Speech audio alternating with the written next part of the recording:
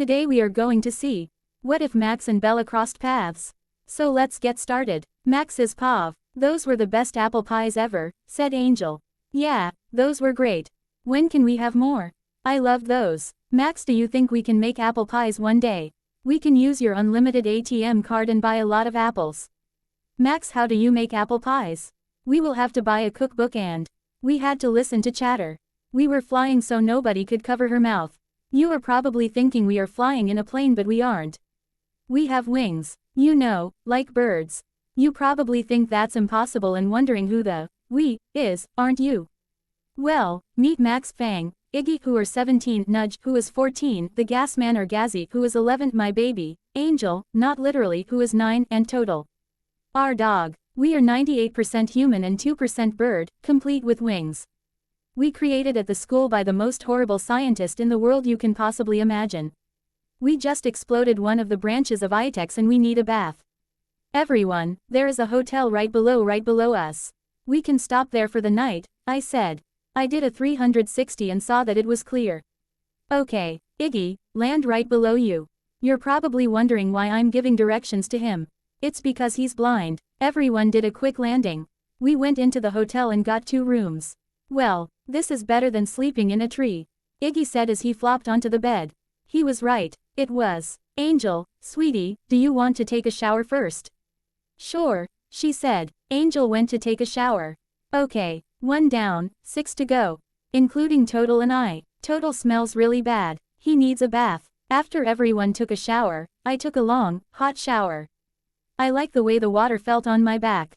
It was soothing. After I was done, I got into some shorts and a t-shirt. I told the boys to go to their rooms and get some sleep. Tonight I would sleep with Angel. Nudge kicks too much. I told Angel and Nudge it was time for bed. I was so close to falling asleep, but, of course, the voice had to make an entrance into my head again. You're probably wondering who the voice is, aren't you? Well, it's a voice that is not my own. It tells me what to do and where to go. It's always been helpful, but most of the time it's just so annoying. It just pops up when I don't need it and is always quiet when I do need it. Maximum, what do you want voice? Go to Forks, Washington tomorrow morning. Why? Again I am left all alone with more questions than answers. God, it's so annoying. I guess I am going to Forks, Washington tomorrow. What a silly name for a town. I wonder what Fang will think. Speaking of Fang, I wonder if he left the laptop in here. I could do some research on the town the voice told me to go to. To my luck, he did. Okay, I sat on the floor and turned in the computer. It is said that Forks, Washington is one of the rainiest places in the continental US.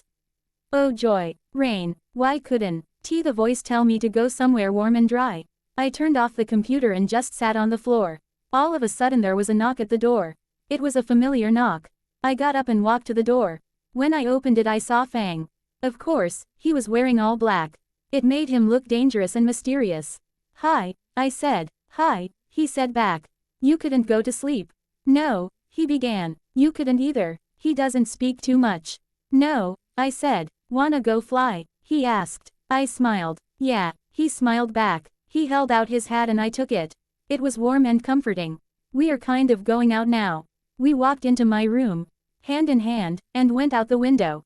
The cold wind felt nice on my face. We were in the air, not speaking, for about 20 minutes. We landed in a tree where no one can see us. Fang, yeah, the voice told me where we should go now. Where? Forks, Washington. Did it tell you why? As usual, no. Oh, do you think we should? Well, your voice has never been wrong. I guess so. We better get back. If one of the flock finds out we're missing, they are going to freak. Wait, yeah, he pulled me close to him. I fit so easily into his arms. I hugged him back. I love you, he said. I smiled widely. I loved him too. I love you too, I said. It was so true. He then lifted my head and kissed me. The kiss was hungry and passionate. I kissed him back with as much hunger and passion. We broke apart and just sat on the tree branch. I suddenly remembered about the rest of the flock. Come on, I began, we should get going. Okay, we kissed once more. We then fly off in the darkness of the night.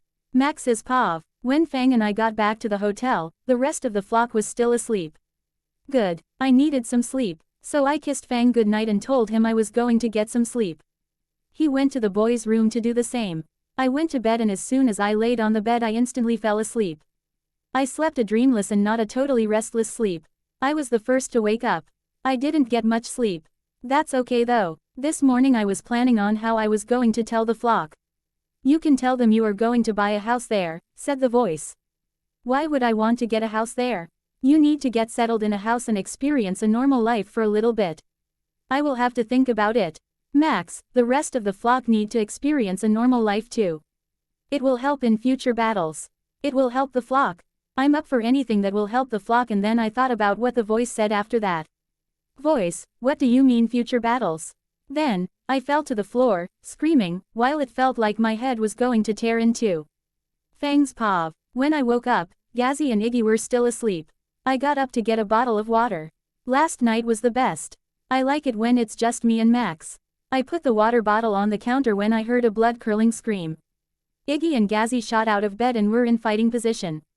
They saw no fly boys or geeks. There was another scream, the same one as the first. I raced to the girls' room and saw Max on the floor. Angel, Nudge, and Total were around her trying to help. I rushed to Max's side. She was having a brain attack. She hasn't had one of those since we were 14. 30 seconds later Max's whimpering and sobbing were beginning to stop. Max, are you alright? Max, I was really worried. A few seconds later she started to open her eyes. I was relieved. She was okay. Of course she was okay. She was Max. Max's paw. There were pictures, sounds, and voices going through my mind. The pictures were of a house with a huge maple tree in front of it, beautiful, pale people and blood. The picture of the beautiful, pale people was for some reason very relaxing. Like I could trust them if I met them. The sounds were of people crying, screaming, and laughing. The voices were either beautiful or haggard. It was horrible. The pain was slowly drifting away. I could hear myself moaning and sobbing. Wow, I'm pathetic. Max, a familiar voice said. It wasn't the voice. Are you alright, Max? It was Fang. He sounded very worried. I opened my eyes so he can tell I was alright. He helped me off the floor and onto the bed. Max, are you okay? Asked Nudge and Angel. Yeah, I'm fine. Angel hugged me. I think I should tell them the plan. What plan, Max? Damn it. She heard me. You see, besides the wings we all have special abilities. I can fly really, really fast, slow down my heartbeat so people think I am dead. Pretty cool, I know. Breath underwater. And I have an annoying voice in my head. Fang can camouflage in anything and breathe underwater just like me. Iggy can feel colors, see things when there is white around it, make bombs, and cook. He probably has better hearing than the rest of the flock too. Nudge can attract metal, she can hack into any computer, and she talks way too much. Gazzy can mimic any voice or sound perfectly, can make bombs. And has something funky with his digestive system. There is a reason we call him the Gas Man. Angle hit the jackpot of powers. She can read minds and control them, talk to fish, change her appearance. And breathe underwater like me and Fang. It was sometimes hard to keep secrets around her. We had to learn how to make mental shields. Okay, how am I supposed to tell them about the house in town? I don't know. We're getting a house, Angel exclaimed. We are. Oh, can I get my own room? I want a big walk-in closet with lots of clothes in it. We can have our own bed. And take showers whenever we want and eat whenever we want and MFM. Iggy covered Nudge's mouth to stop the rambling. Are we really getting a house? Gazzy asked. Yes, we are, I answered. Where? Iggy asked. Forks, Washington, I said. Forks, Washington. Everyone, except Fang, repeated in a questioned voice. Max's paw. We left a little while after I told the flock we were going to Forks. We flew for at least 2 hours. We were just reaching the border that divided Oregon and Washington. I could already see rain clouds up ahead. I did do some research on Forks.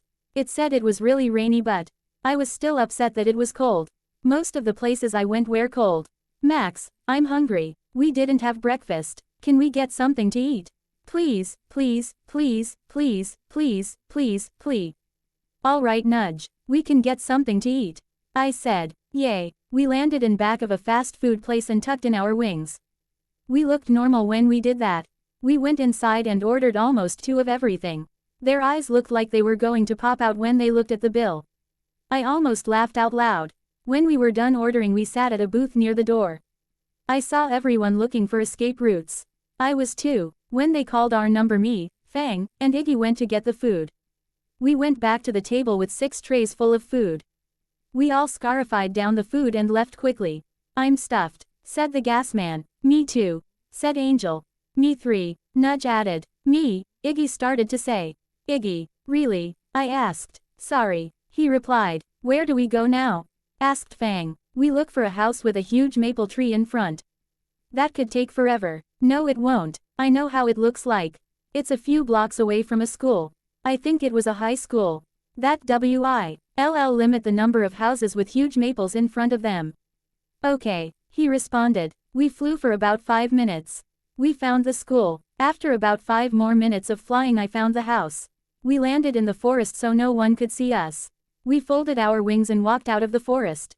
This is the house, Angel asked. It is so cute, Nudge yelled. Yes, Angel, this is the house. Nudge, why do you think it's cute? Oh, no, I asked a question I shouldn't have asked. Well, first, there is a maple in front. We should put a swing there. No, like in those old movies. I will look twice as cute. Maybe we can paint it a light pink or yellow. Do you think the inside will look nice? I hope so. We can. She looked at my face and she immediately shut up. Okay everyone, let's go take a look inside. It's already been paid. Quote, it has. I asked. Everyone noticed that I stopped walking. Voice, I assured them. Yes, it has. Dr. Martinez paid for everything. Dr. Martinez is my mother. My biological mother. I have only known her for 3 years. The first time I met her was when I was 14. My wing had been shot and she helped me out. She's a vet. She has. Yes. Well, okay, Max, Fang asked. This is our house. Mom paid for it all. She did, Iggy asked. Yeah, well, let's go inside if it's ours. I'm cold, said Total. All right, let's go inside. Everyone rushed inside and there was a surprise waiting inside. There was already furniture inside. I checked the cabinets and refrigerator. There was food inside. Lots of food. I was in heaven. There was a note on the counter. It was from my mom. Dear Max, there is food in the cabinets and refrigerator. I registered you, and the flock to the schools around you. I used your last name. I think you should have a normal life for a little while. I hope you like the house. You can email me anytime. I love you. Your mother. I will have to email her soon and thank her. I went upstairs and saw 4 bedrooms. 2 of the larger bedrooms had 2 beds. 1 room pink and 1 room blue. Nudge and Angel were in the pink room while Iggy and Gazzy were in the blue room. There was a simple room with the shades drawn. I'm guessing that was Fang's room. I went to the next room. It was also very simple but I liked it. The dresser, bed frame, shelves, and nightstand were made of a dark wood. I sat on the bed and looked around my room. There was a lamp and a clock on my nightstand. A TV was on my dresser and also some shells from Hawaii. I looked at my bed. I was sitting on an ivory color bedspread. I stood up to look out the window. I saw the big maple tree in front of the house. I then looked at the shelves. There were a few books and there were 2 photographs. One taken about 1 year ago with me and Fang in front of Dr. Martinez's house holding hands, and one taken about 2 years ago, with my whole family. That included the flock, my mom, my half-sister Ella, and even Jeb, even though I really don't consider him family. I never really will trust him. He left me and the flock, in the E-shaped house in Colorado, when I was 10. Ever since then, I have been taking care of the flock. I went to the blue room Iggy and the gas man were sharing. Iggy, are you sharing a room with Gazzy? I asked. Sure, he answered. Okay. I left the room and went to go find a phone. I found it and I ordered pizza. While I waited for the pizza, I went to check the rest of the house out. There were 2.5 bathrooms. 2 full bathrooms upstairs and 1/2 bathroom downstairs. There was a family room, living room, dining, and office with furniture already in place. There was also a nice backyard. It probably won't be used very often because of how much it rains here. This house was very nice and comfortable. I sat on the couch in the living room when the doorbell rang. I got up, looked out the window that was next to the door, and then hesitantly opened the door. It was the pizza man. I really need to calm down and relax. I paid the guy, took the pizza, and closed the door. I went into the kitchen and laid the pizza on the counter. I took out bottles of soda out of the refrigerator and took paper plates and cups out of the cabinets. Everyone, dinner's here, I screamed at the top of my lungs while grabbing a box and going to the kitchen table. Everyone came rushing down and entered the kitchen. I pointed at the pizza and soda. And they ran to it like they hadn't eaten in weeks. They went to the table to eat their dinner. We eat it so fast that we were practically breathing it in. After a while, our eating slowed down to where we can actually taste the food. Everyone, my mom has registered us in school, I said after we were done with our meal. Everyone just stared at me. Then Nudge and Angel smiled and screamed in delight. We are, they screamed in unison. Yes. Do you guys want to go? Yes. Nudge and Angle said. Iggy, sure, he said. Gazzy, yeah, he replied. He sounded excited but he was trying. Fang, he shrugged. I didn't want to go. I had bad memories about places called school. We were raised and tortured at a place called the school, and when we went to Virginia and stayed at Anne's house. But the little kids wanted to go, so I will let them. Okay, we're going to school tomorrow. Yay, the girls screamed. Okay, we're going to go over things. Angel, you are in 3rd grade. Remember, don't use mind controlling. Got it, I warned. She nodded her head. Gazzy, you are in 5th grade. Do not make any bombs or anything related to bombs. I warned. He nodded. Nudge, you're going to be in 9th grade. Fang, Iggy, and I will be in 11th grade. Iggy, same rule goes for you that I just gave to Gazzy, you got that? Yeah, okay. Total, you'll have to stay here when we're out, okay? Act like a normal dog. Okay, he said as he trotted upstairs. Okay everyone, we start school tomorrow at 7:45. Okay, I can't wait. Max, can I pick out your clothes tomorrow? Can I, please, can I put makeup on you? You will look really good with makeup on. I bet Fang would think you would look like a princess if you wore some. I could feel my face turning beet red at that last statement. He would, Angel said. I looked at Fang. He was grinning, probably at my red face. Nudge, I would like to dress myself. Just this once. Please, please, please, please, please, please. She was giving my Bambi eyes. I looked away. I am a suck-up when they use them. Nudge was then quiet. I was shocked. She is hardly ever quiet. I looked at her. Damn it. She was still using those eyes. Even Angel was doing Bambi eyes. I sighed. They knew I had given up and they squealed happily and went upstairs. Most likely to my room. I hope they don't pick anything too embarrassing. That's just too cruel. Don't worry, Max. I will make sure Nudge doesn't go overboard. Somehow, I don't find that very comforting. After a while, everyone went upstairs. I was the last one up. I went to the bathroom to brush my teeth and then went to my room. I changed into some sweatpants and a t-shirt. I then went to the room Nudge and Angle were sharing to say goodnight. They were sitting on their beds giggling about something. Total was on Angel's bed sleeping. Good night girls, I said. Good night Max. They both said. I closed the door and went to the next room. The one Iggy and the gas man were sharing. I said good night to them. I then went to Fang's room. I knocked gently on his door. A few seconds later he opened the door. He was in a black t-shirt and black sweatpants. No surprise there. I wanted to say good night. I said, good night, he said. I took a few steps toward him and light brushed my lips on his. He then put his hand on my neck and kissed me deeper. I was the one who broke apart. I didn't want to, but I had to go to sleep before the heavy rain came or else I would never fall asleep. I smiled at him. Good night, I said as I walked down the hallway and into my room. I closed my curtains, turned out the lights, and climbed into bed. It was warm. I quickly fell asleep. Max's paw. Max, Max, Max, Max, Max, get up. Angel and Nudge screamed. They were jumping on my bed. My clock said it was 6:25 in the morning. I don't want to get up. I moaned. We have to get you ready for school. Me and Angel have your clothes waiting. Nudge said. They were pulling on my arm. More of a reason not to get up. If you don't get up I will get Fang in here. Angel said. That wouldn't do much good. Last time he tried to do that, he got punched in the face. No need. I realized it was pouring outside. Even if I tried going back to sleep, I wouldn't be able to. It's pouring outside. I got up and went to the bathroom to take a 20-minute hot shower. When I was done, there was a knock at the door. Max, we have to do your hair. Angel said. Yeah, we are going to blow dry it and then we are going to straighten it. Why are you going to blow dry it when it's raining outside? I asked. You're going to use an umbrella, duh, said Nudge. I opened the door and they came rushing in. They pulled a blow-dryer and a straightener from the drawer and started on my hair. After about 30 minutes they were done. My hair didn't look that bad. It looked smooth and pretty. They pulled me out of the bathroom and into my room. On my bed, there were the clothes that Nudge and Angel picked out, I'm guessing. There were navy blue skinny jeans, a white tank top, a pair of black knee-high boots, there was a heel. I am tall enough without them. I will probably die in those boots and a long black cardigan that would cover my wings. It would have looked pretty simple, to me, anyway, if I didn't have to wear the boots.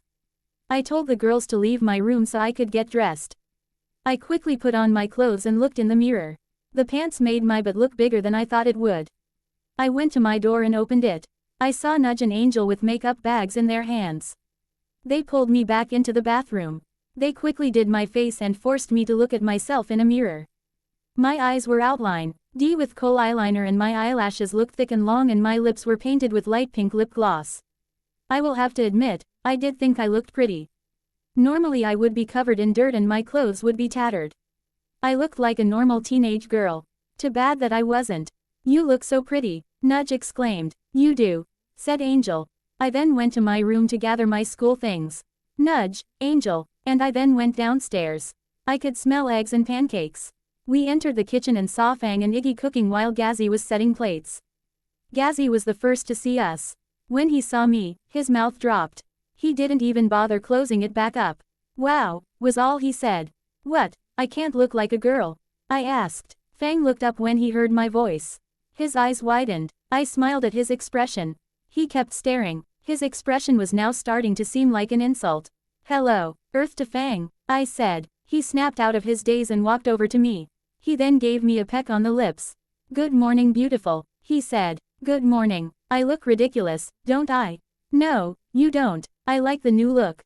I glared at him. Don't say that. You'll only encourage them, I said. He shrugged. If you're done talking, breakfast is ready, Iggy said. Okay, I'm starving, I said. We sat at the kitchen table and started eating. It was really good. Even though I hate to admit it, Iggy cooks way better than me. I can't even boil water without burning it, and that's pretty hard to do. When we were done eating, we gathered our stuff and went through the rules. We are going to say the names we used at Anne's house in Virginia. Angel, your Ariel ride. Nudge, your Crystal ride. Gazzy, your Zephyr ride. Iggy, your Jeff ride. Fang, your Nick ride. F Nick, Iggy mumbled. I glared at him. Then I remembered that he was blind. I always forget. He acts like he can see everything. We are all adopted, except Angel and Gazzy are the only blood-related siblings, and our mom is Dr. Martinez. She used my last name. She doesn't live with us because she's on a business trip. Everyone got that? I asked. Everyone nodded. Okay, good, let's go. We were headed to the door when the phone rang. I quickly went to go answer it. Hello, I said. Max, the other person asked. Mom, yes. Hello Max. Good morning. How are you? How do you like the house and your room? I'm fine. I'm in one piece so far. I like the house and my room. Very cozy. Good, I'm glad. I need to tell you something. Okay, what is it? I asked. There is a car in the garage. You can use it anytime. There are driver's license in the glove compartment of the car for you and Fang. The keys are also in there. Well, okay, good. I better go. I'm guessing you were getting ready to go to school. Yeah, we were. Okay Mom, bye. Bye sweetie and have a great day. I'll try, I mumbled. She hung up and then I put the phone down. I went to the garage and saw the car. It was a nice car and it would fit all of us, so it was okay. I got in and turned it on. I knew how to drive because my mom wanted to teach me how to drive. She thought it would be helpful. I guess she was right. You can't fly to school. It would be too suspicious. I opened the garage door with the remote and drove outside. I put on the brakes and rolled down the wind. The flock's faces were full of surprise. Even Fang had a little surprise on his face. Just a little though. Get in, I said. Where did you get the car? Gazzy asked. My mom gave it to me and Fang to share, I answered. Cool, he said. Get in, I repeated. They all entered the car. You don't have a license, said Iggy. I do now, I responded. Max is Pav. I first drove to Forks Elementary. I parked the car in Angel, the gas man, and I got out. It was cold but it wasn't raining. That's weird. It was pouring when we were at the house.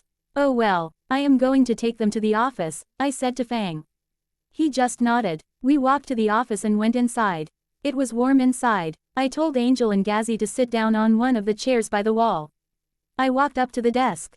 There was a lady on the phone. Her name tag said her name was Ms. Mary. When her conversation was over, she looked at me and waited for me to speak. My little sister and brother are starting school today. I began. Their names are Ariel and Zephyr. She began looking through her papers on the desk. Yes, Ariel and Zephyr ride, she asked, not sure. Yes, a parent or guardian will have to sign these. She put a pen on the papers and looked for the grown-up she was referring to. Okay, where's your mother? She asked. She's on a business trip, so I will be signing these. I was going to start signing, but she stopped me. I will need a note. I pulled a note from my bag and handed it to her. I found it next to the letter drive Martinez gave me when we first moved in. Well, okay, sign here, here, and here. I signed where she told me to. Okay, so Ariel is in 3rd grade and Zephyr is in 5th grade. I will send someone from their classes to come and get them. School ends at 2:15. Is that all right? Sure, I said. I walked back to Angel and the gas man. Angel, remember no mind control, and Gazzy, don't make bombs. You got that? They both nodded. Okay, good. If there's anything suspicious, go to the house or come to me. Okay, they both nodded again. Okay, have a great day. You to Max, the both said. Doubt it, I mumbled too low for them to hear. I walked out of the warm office and into the cold outdoors. I quickly got inside the car, turned it on, and drove out of the parking lot. That took some time, said Fang. Yeah, I know, the lady in there was so slow. I drove to the high school and parked in one of the empty parking spots. We weren't early, but we weren't late. We got out and then Fang put his arm around me, eyeing at all the boys staring. I thought it was sweet of Fang. We went to the office and it was equally warm as the office at the elementary school. I went through the same thing pretty much. Grown-ups think I can take care of kids. I have been taking care of the flock for 7 years. Of course I can't tell them that. We got our schedules and these papers we had to get signed from each teacher. I looked at my schedule, then I looked at Iggy and Fang's. We had 4th and 5th together. Iggy didn't have 4th period because it was PE. He had to go to the library because he was blind. My 1st period class was English. Fang put his arm around me as we left the office. We walked to Nudge's 1st class. It was freshman English. See you at lunch, I said. Okay, Fang, Iggy, and I walked away. They walked me to English. He gave me a sweet kiss on the lips. Have fun, he said. Sure, I doubted that I will have fun. He walked away while I walked into the classroom. The class wasn't full. I quickly went to the teacher's desk to get my slip signed. She signed it and introduced herself to me. Her name was Ms. Madison. She gave back the slip and told me to sit anywhere. There were no assigned seats. I walked to the back of the classroom and sat at an empty seat. Class was going to start in a minute. Then a beautiful, pale brunette walked in. I stiffened. She sat in the empty seat next to me. Hi, I'm Bella. I've never seen you before. Are you new here? She asked. She sounded as if she was singing. She was beautiful, too beautiful. I wonder if she is an eraser. They are all gone, but you never know. Maybe they are creating them again. Hi, I said. I better act casual. I'm Max. She didn't morph when I said my name. She looked familiar. I forgot where I've seen her face before. The bell rang and Ms. Madison started teaching. When the period ended, I looked at my paper and it said I had Spanish next. I got out of my seat and started walking toward the door. While I was walking, some guy walks up to me. Hi, I'm Chris. You're Max? He asked. Yeah, I said. What do you have next? Spanish. Cool, I do too. I'll walk you there. Okay, thanks. We walked to Spanish. When we got there, he went directly to his seat while I went to the teacher's desk to get his signature on my slip. His name was Mr. Perez. I then went to sit down. After that was government. Then it was PE. Fang and I had that class together. Hi, I said. Hey, he said. Iggy at the library? I asked. Yeah, we went to the gym teacher. His name was Mr. Castro. They didn't have our PE clothes yet, so we had to wait on a chair by the wall. The rest of the class was playing basketball. Then 3 people caught my eye. They are as pale and beautiful as the girl in English. What was her name? Oh yeah, Bella. They weren't morphing at all. I don't even think they noticed us at all. I looked at Fang. He was looking at them too. He then looked at me. I pointed at them. Nobody would have noticed. He nodded. The bell rang and we headed out the door. Finally, lunch. Bella's Pav. It was early in the morning and I was making breakfast for Renesmee. Edward's arms were around my waist. Edward, why don't you go wake up, Nessie? I suggested. All right, don't go anywhere. He said. Of course not. I laughed. AWH. Later Edward walked into the kitchen. Renesmee came walking in after him, fully clothed. Hi mommy, she said as she sat down at the kitchen table. I put a plate full of food in front of her. She ate. I grabbed my school stuff or props. When Renesmee was finished she washed her plate. Edward, Renesmee, and I then ran to the Cullen house. You look so cute Renesmee. Alice exclaimed when we came in. Thank you Aunt Alice, said Renesmee. I then looked at my watch. We were going to be late if we didn't leave soon. That's weird, we were never late. We Emmett, Rosalie, Jasper, Alice, Renesmee, Edward. And I went out to the garage and got into the cars. We took Edward's Volvo and Rosalie's Mercedes. Renesmee and I rode with Edward. When we got to school, we hurried to class with a minute to spare. There was an empty seat in the back. There was a girl that I had never seen before. She was very pretty. She looked pale and very stiff. I sat down next to her. Hi, I'm Bella. I've never seen you before. Are you new here? I asked. I probably didn't sound normal to her. My voice sounded as if I were singing. Hi, I'm Max. She looked and sounded unsure, like something was going to pee. Up out at her if she said the wrong thing. We didn't say anything else. She smelled different than the other humans in the room. It reminded me of Jacob except she didn't smell like a dog. There was a hint of an animal smell on her. I didn't know what the smell was though. It was undetectable. I was starting to get worried. I would tell Edward and the others at lunch. I would put down my shield but it was too exhausting to do. Ms. Madison started to teach. When the bell rang I quickly went to my next class. Second period was government. Then it was trigonometry. When I sat down, two boys walked in. One of the boys had on nothing but black shirt, pants, and shoes. He had black hair and dark eyes. The other boy was the opposite from the first. He had pale blonde hair, pale skin, and light eyes.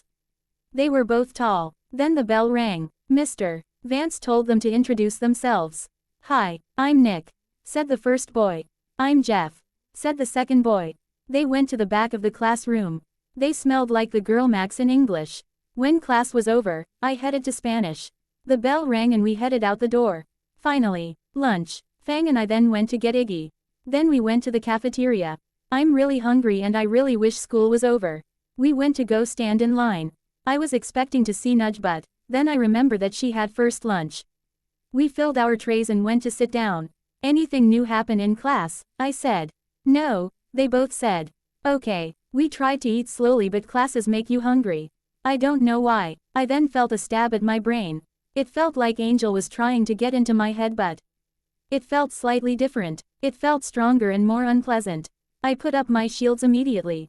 I felt the pressure of the stab on my shield but I knew it wasn't in my head. I wonder who it was. It wasn't Angel for sure. There was another mind reader. Great, just what the world needs. I was being sarcastic. I looked around and saw a bronze-haired boy looking frustrated. I think it was him. No one would look that frustrated for no reason. I looked away. I tapped on Iggy's shoulder. He nodded very slightly. The tap on his shoulder meant to listen very carefully at 90 degrees. He looked surprised, then frustrated. I can barely hear them. He whispered. What? I whispered back amazed. Iggy could hear a whisper from about 3 miles away. That's pretty far. I turned my head to take a quick peek at them. The bronze-haired boy was staring at us with the same frustrated look on his face. He was in my PE class, I realized. There was a girl that looked pixie-like with short, black cropped hair. She was also in my PE class. There was also the girl, her name is Bella, that was in my English class. There were 6 of them. They all looked really pale, beautiful and had eyes the color of amber. They all had untouched food in front of them. I looked away from them. I looked at Fang. I had a look on my face that told him to keep a close watch on them. He nodded. While I was trying to finish my lunch I kept feeling stabs on my shield and eyes staring at me. It was uncomfortable. I was about ready to get up and go to their table to ask what the heck their problem was. They weren't normal. I knew that for sure. I just didn't know what they were. I was on the theory of them being erasers. I wasn't sure though. If they were, they would have morphed already. They had plenty of time to. Of course if they were, they could be waiting for the right time to morph. Thinking that they could or couldn't be erasers was giving me a headache. I took a sip of my Coke. It was empty. Great. Fang saw that my can was empty and passed over his Coke. Thank you, I said. He just shrugged. I took his hand in mine. He smiled. I did too. I loved his smile so much. The bell rang to go to class. We got up, threw away our trash and headed toward the door. I quickly glanced out the table where the pale people sat and saw that they were gone. I wonder, how they got out of their room so quickly. I headed to my next class. It was biology. Iggy and Fang were in the same class. We walked to our next class silently. When we got there, we went to the teacher's desk. His name was Mr. Tanner. He made us introduce ourselves. Then he assigned us to the seats in the back. I looked around when the teacher wasn't looking. Then class was full. Then I saw two pairs of golden eyes staring at me. I stared back. Their stares started to get annoying, so I started to glare at them. They turned their heads, probably at my glare. It was that girl Bella and that bronze-haired boy from PE and lunch. I listened to the lecture. It was nothing interesting. It was a little boring. When the bell rang, I gathered my belongings and headed for Trig. I am going to hate that class. It was math. I hated math because I was forced to do a math question when I had to battle against Omega when I was 14. Bella, Bronze Guy, or any of the other pale people weren't in that class. Thank God. They were so annoying with their stares. The bell rang and I headed for the car. Fang, Nudge, and Iggy were already there. Hey, I started. How was class? Boring, Iggy said. Fang, he just shrugged. Nudge, it was absolutely fabulous. I made a lot of friends. They all liked me. They thought I was normal. I wish I was normal. Actually maybe I don't, 'cause then I would Avenue to do chores form the day I was born. Of course if I was normal I wouldn't have lived in a. Iggy put his hand over her mouth. I sighed in relief. If anyone heard what she was going to say they might have turned us into the school. Either that or would have thought we were crazy. We got in the car and I drove off to the elementary campus. On the way there I put down my mental shields. My head was hurting from having them up all day. Angel and Gazzy were waiting in the front of the school. I pulled over and they got in. I then drove home. So how was school? I asked the two. Great. I had much fun and I made a lot of friends without using mind control. Angel said. I bet she said the last part so I wouldn't go to conclusion that she did. I believed her. She didn't need to use mind control to make friends. She was friendly and sweet. Thank you, Max. Angel thought. You're welcome, sweetie. I thought back. And don't read my mind. Sorry. Gazzy, how was your day? I asked him. All right. I didn't make one bomb. He made a slight frown at that last remark. That's good. Did you make any friends? I asked. His frown vanished and he made a small smile. Yeah, I did. I asked them if they can make bombs.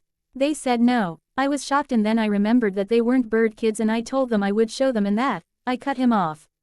You what? Gazzy, you can't show them how to make bombs. It's bad enough that you set off at least one bomb at every school you've been to. I don't want the whole town to blow up because you showed 6th graders how to make bombs.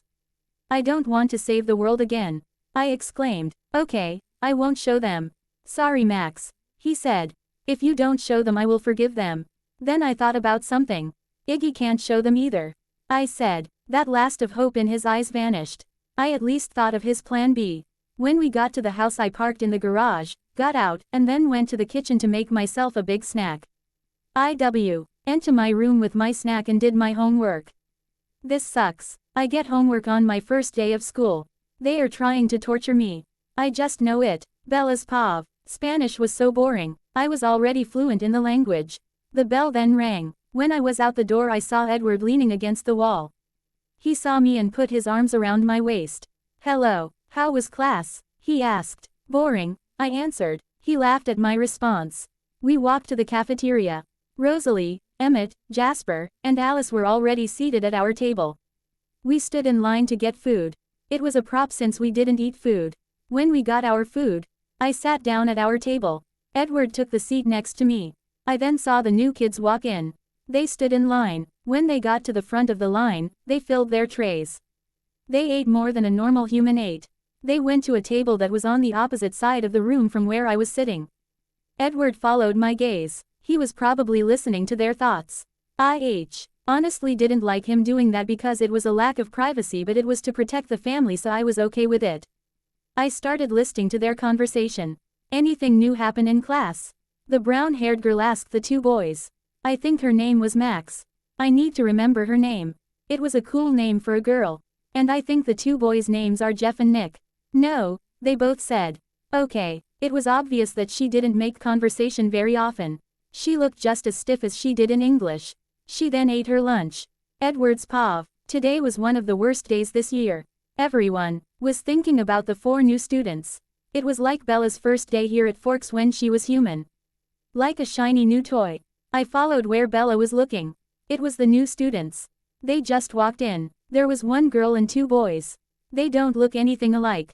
They must be adopted. The girl had brown hair with blonde streaks.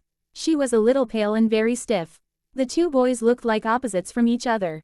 One was wearing nothing but black and had dark hair, and the other had on too much white and had a pale blonde hair. The one with too much white was pale as snow. If it weren't for his light blue eyes, I would have thought he was a vampire. The other new student must be in 9th or 10th grade. I started to read their minds. The girl was thinking about food and how school was so boring. The dark-haired boy was thinking about the girl. He called her Max. What an unusual name for a girl. I must be a nickname for Maxine or something like that.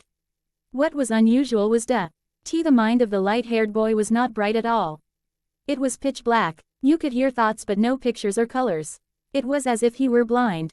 When they got their food, they sat at an empty table. Max tried to make a conversation. Anything new happen in class? She asked. No, the 2 boys said. Okay, she responded. They ate quietly. Then, suddenly, I couldn't hear the 3 kids anymore. It was as if they knew I was reading their minds. I tried harder. I couldn't break whatever was surrounding their minds. It was sort of like Bella's shield. The only difference was that Bella's shield came naturally. Their shields were made from their minds and were easily put up and down. I think they weren't as strong as Bella's though. It was strange. Max then looked at me. Then she turned around and tapped on the light-haired boy's shoulder. You guys, there's something wrong with the new kids. I said. Really? What's wrong with them? Asked Emmett. They are blocking their minds from me. So, Bella does that all the time, said Rosalie. No, this is different. I read their minds earlier. Then they put up shield without any effort at all. Are they dangerous? Asked Jasper. I don't know, I answered. Bella took my hand. It's going to be all right.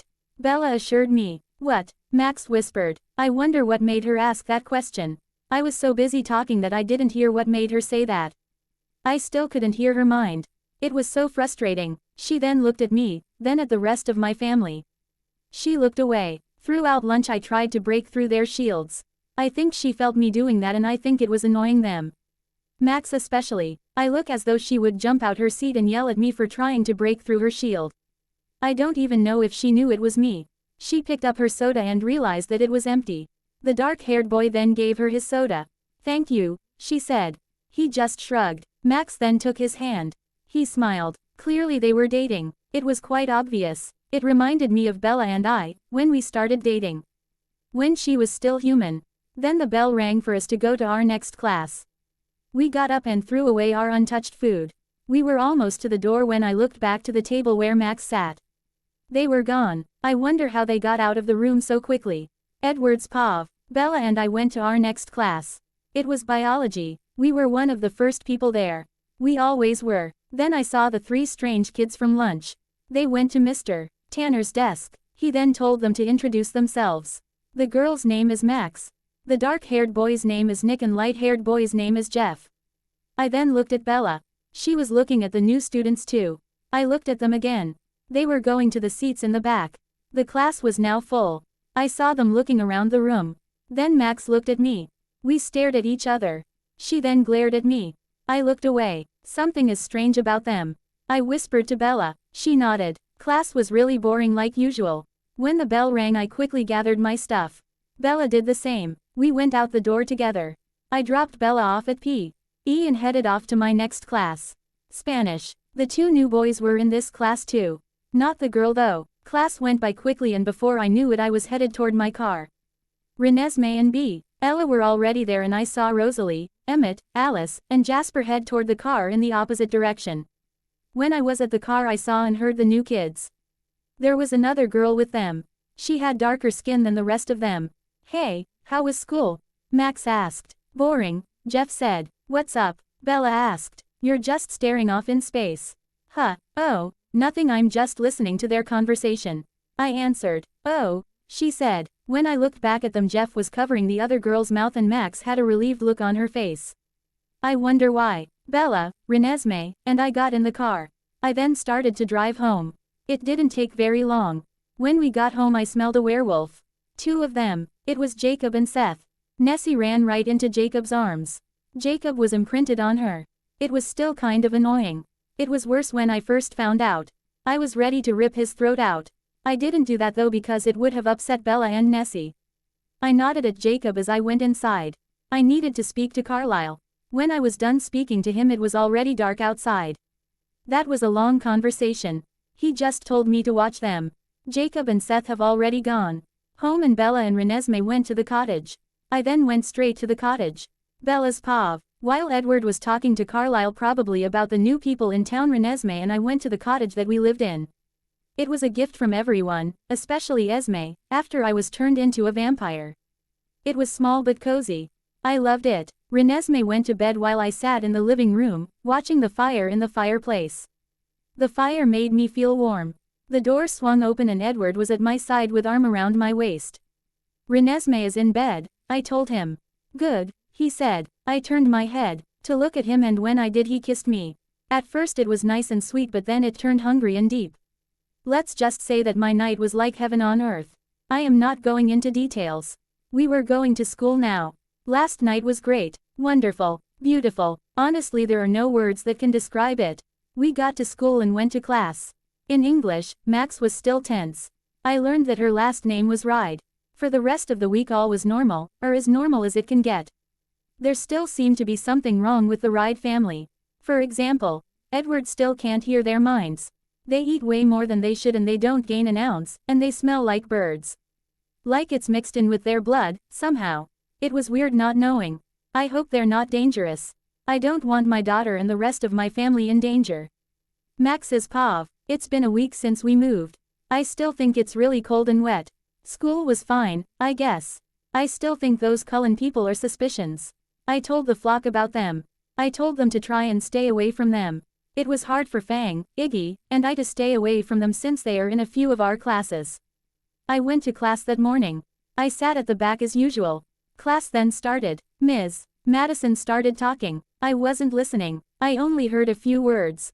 One of those words was, project. That caught my attention. Normally when people do projects they have to work with someone or they work by themselves. In this case we had to work together. Ms. Madison was saying that it was a book report project. She said that it had to be fiction and it had to be 5 pages long. We could pick any book we wanted. She was also picking who would work with whom. I was only hearing for my name. I could care less about the other students. Max Ride, she began, will be working with Bella Cullen. Did I hear that right? I was supposed to stay away from them.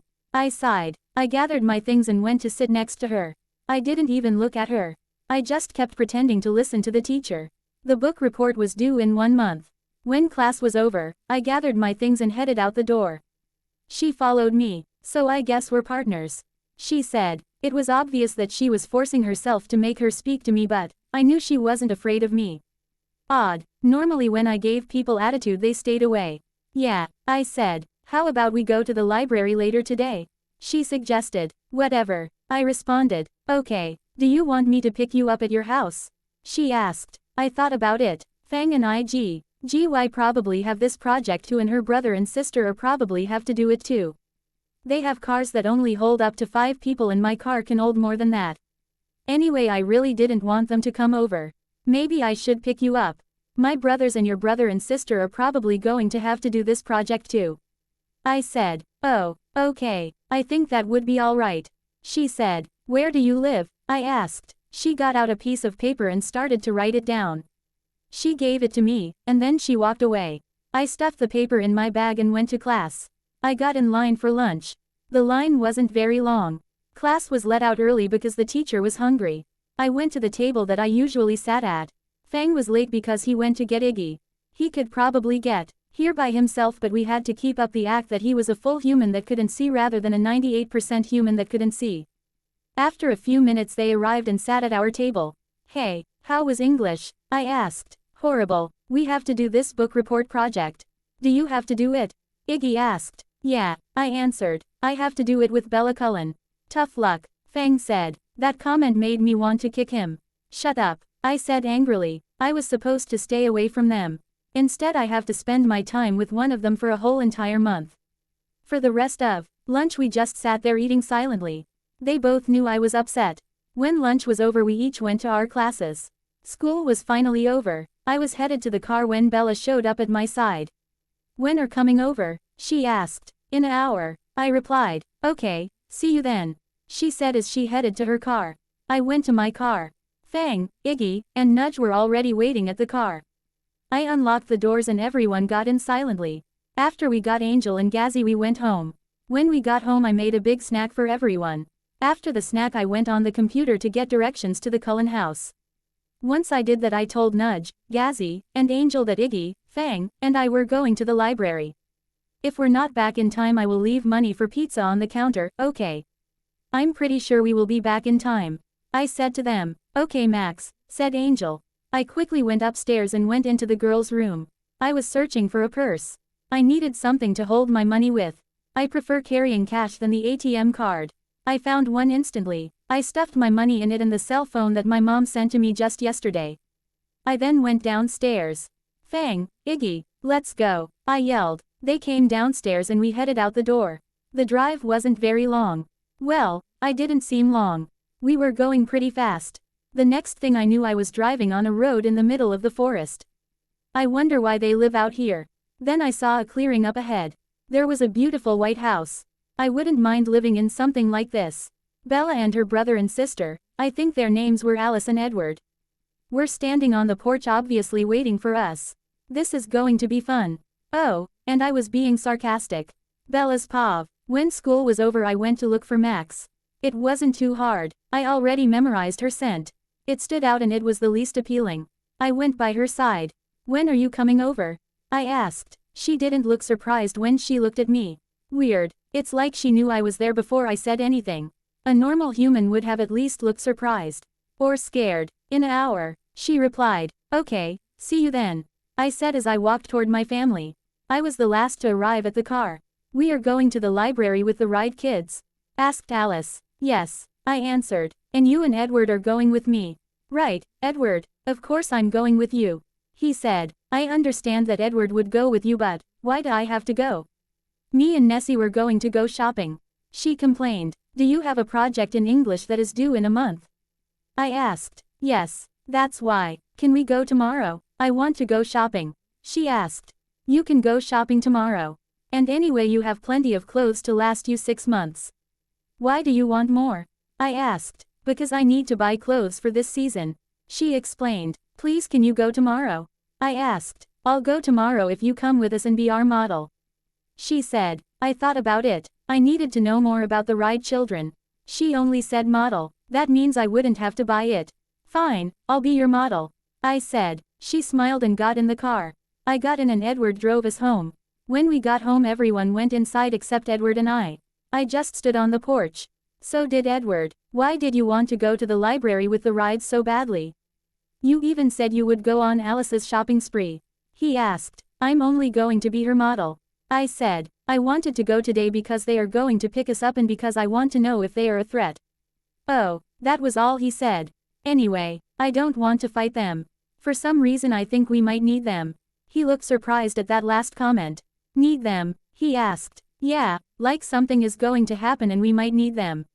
And anyway, I like Max. She doesn't seem afraid of me, like most of the people at school. Even though it's uncomfortable to be around her, I want to be her friend, I said. I looked at him. His surprised face was gone and was replaced with a different expression. Thoughtful almost. Alice then came outside to the porch. They'll be here in 5 minutes, she said. 1 hour went by fast. 5 minutes later they arrived in a big car. I wonder how many people were in their family. They drove up to the porch. Max was driving. She rolled down the window. Get in the back. The door is unlocked, she said. Edward opened the door for Alice and I. Jeff was also in the back. I looked at the passenger seat. Nick was sitting there. He was staring at us. When we were in and the door was closed, she drove off into the forest toward the main road. She was driving a little fast. Even a human wouldn't drive this fast. Humans wouldn't have fast enough reflexes to drive this fast. The drive there felt long and uncomfortable. We went to the library in Port Angels. I am glad that we went to this library because the one in Forks is poorly stocked. We parked near the front door of the library. We all got out of the car and went into the library. If you want, you can pick the book, I said to Max. She went to get a book while I went to the registration desk for a library card. When I was done with that, I went to go look for Max. She was sitting in a chair and reading a magazine. Did you pick a book? I asked. Yeah, do you have a library card? She asked. Yes, I answered. Can I see it? She asked. I handed over the card. She got up and walked to the checkout stand. What book did you pick? I asked. She handed over the book. I read the cover. Then, I read the back where there is a summary about the story. I was kind of surprised of what it was about. It was about vampires. Edward wasn't going to like this. Are you sure you want this book? I asked. She looked at me. Yes. Is that okay? She asked. Yeah, I guess. I said. I hope that book wasn't too much like what real vampires were like. We went back to where Max was and sat in the seats. Max sat as far away from me as possible. Nick and Jeff were still choosing a book. Alice and Edward were somewhere in the library. I think. 30 minutes later, Max's brothers were done pickin' a book and I went to find Edward and Alice. They were in a corner and Alice's eyes were blank. She was having a vision. I quickly rushed to her side. Max's pav. Bella went to find her brother and sister. What book did you get? I asked Fang. He handed it over. It was Transformers. Transformers? I asked. Sure, why not? It's fiction and anyway if I'm going to have to listen to Fang read I want it to be interesting. What did you pick? Iggy asked. Something about vampires. I said. Now that I think about it, when I showed Bella the book, she had a worried face, like I was going to discover some secret about her and her family. They couldn't be vampires, right? They're fiction. Well, I'm supposed to be fiction but here I am, in the flash. I wonder what kind of reaction I would have if they were vampires. Or what reaction they would have if that was their secret, and I figured it out. I started to read the first page of the book. Then I got bored. I would read it later. You guys want to look for them? I want to leave. I looked at the clock on the wall. Wow, it was already 6 o'clock. We've been here for 2 hours. Sure, said Fang. We looked all over the library. Then I saw the three of them. They were just standing in the corner. No one could see us. We were hidden behind the shelves of book. They were standing very still. For a second I thought they were statues. Edward looked at me. Then I saw Alice. Her eyes looked like they were in the back of her head or something. She looked sick. She looked dead. Go help her, said the voice. I haven't heard it in a while. What's wrong with her? I asked in panic. Whoa, why was I panicking? For all I know she could be pretending to look that way. At the same time I knew she wasn't. I walked, practically ran, to her side. What's wrong with her? I asked Bella and Edward. Nothing. She will be fine any moment no, said Edward. Aren't you going to at least try to help her? I asked in a loud whisper. There's no need. This happens all the time. She knows how to handle things like this, he said. I turned back to Alice. Alice, I asked her. I wonder if she heard me. I put my hands on both of her shoulder. She was stiff as a rock. And cold. Very, very cold. I tried to shake her, to make her wake up, but it was difficult. Then all of a sudden pictures, sounds, and voices flooded my mind. Some of them I had already seen. When I was in the hotel before I moved to Forks. Some of them were new. I saw blood, fighting, and friendship. I heard laughing, crying and screaming. I felt horrible feeling. I felt a tear go down my cheek. All of a sudden I was in Fang's arms. I wiped the tear from my cheek. What did you to her? He yelled. Why did you show me that? Why did you make me feel that? It was awful. I screamed in my head at the voice. It didn't respond. Max, are you okay? Fang asked. Yeah, I'm alright. Voice. I said. Oh, was all he said. He was glaring at Edward. I don't know why him. Oh, well, must be a guy thing. Then I remembered. I looked at Alice. She looked happy. Completely the opposite of what she looked like just 2 minutes ago. I think we should go, I said. I started to walk to the door. Wait, called Bella. Would you like to eat dinner with us? We're buying, she asked politely. Let me talk to the boys. I said. Hey, you guys, do you want to eat dinner with the Cullens? They're buying, I said. Not really, said Fang. Why not, man? Free food, said Iggy. Yeah, free food. That offer doesn't come by often. I said. He looked at my face. Fine, he said. I went up to Bella. Okay, I said. Edward knows a place. Can he drive? She asked. No, it's my car and I am going to drive it. He can tell me the directions. I said. Okay, that's fine, she said. We all went to the car. This better be some good food if I am going to eat with the Cullens. I still wonder why the voice gave me the visions when there were people right there in front of me. It just doesn't do that. I got in. Fang got in the passenger seat and the rest sat in the back. Edward gave me the directions to the restaurant we were eating at. It was Italian. It looked pretty fancy, I guess. They sent us to our sets. Then we placed our orders. I ordered the biggest thing on the menu I could find. The Cullens didn't eat anything. It was the same at school. They didn't eat. When we were done with our meal, Edward paid the check and walked silently to the car. Then I dropped off the Cullens at their house and I drove home. There was empty boxes of pizza on the counter and everyone was sound asleep on the couch. I carried all three up to their beds. Then I got ready for bed. I was tired, even though it was 8 o'clock. I went to bed. Then I heard my door open. It was Fang. Hey, I said. Hey, he said back. He just stood there in the doorway. I scoot over on my bed and I patted the empty side of the bed. He smiled. God, how I loved that smile. He came in and he closed the door. He slipped in the covers next to me. We didn't say anything. We just looked at each other. Then he pressed his lips against mine. I loved kissing him. I loved him. His hand was on my neck so he could kiss deeper. His other hand was on the small of my back. We kissed till we fell asleep. I wouldn't go all the way with Fang. At least, not yet. And he knew that. He would never do anything I wasn't ready for. Bella's pav. When Max dropped us off we went into the house quickly. Mama, you're back. Are you friends with that Max girl? Renesmee asked. I don't know, sweetie.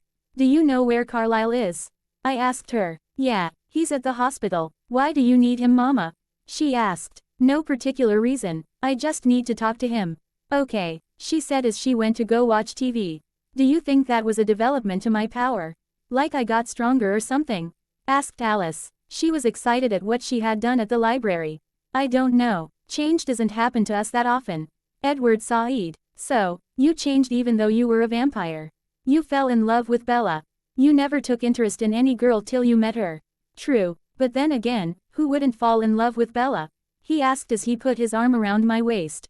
We should speak to Carlisle as soon as he gets back. I said. Carlisle came back at 2 o'clock in the morning. Everyone was awake except Renesmee. She was the only one in the house that needed sleep. Carlisle, can we speak to you? Asked Edward. Sure, what is it? He asked. Do you think vampire powers, like Alice, Edward, Jasper, and I can change? Or become stronger? I asked. I don't think so, Carlisle said. We can't really change. Change is a rare thing to vampires. Why? Alice thinks that her power has become stronger. Edward sighed. As he said that Carlisle looked at Alice. What happened? He asked. While we were at the library Alice had a vision. Carlisle's eyebrows rose. Max saw and she tried to help Alice but when Max tugged on her shoulders, she went still and I read her mind. It was though she was sucking up Alice's vision because when I tried to hear Alice's mind it was blank. The vision was going to Max. Edward explained. Carlisle wasn't looking at Alice anymore, he was trying to suck up the words that were just said. When he recovered he looked at Alice again. Alice, I'm sorry to tell you this. But your power is to see futures. You don't have the ability to share your vision mentally. I am sorry, I know how much you would love your powers to grow stronger. Carlisle said. There was pain in her face but it vanished quickly. That's okay, it would have been cool though, she said. Then she turned to me. All right Bella, we are still on our deal. Nessie, your mom is coming shopping with us tomorrow. Renesmee was suddenly in the room. You are? She asked. His face was full of happiness. Yep, your father might even come. I said. She smiled widely when I said that. When I said that, Edward looked my way. What? He asked. Please, please, please. Renesmee pleaded. I don't think I should ruin your shopping time with your mother.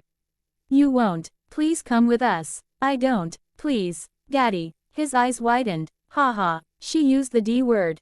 He can't refuse now. Okay, he said. I started to laugh. I walked up to him and whispered in his ear. You're such a suck-up. He put his arms around me. I know. Then I thought of something. I looked at Renesmee. By the way, why were you awake? I asked. Get to bed or else you won't go shopping tomorrow.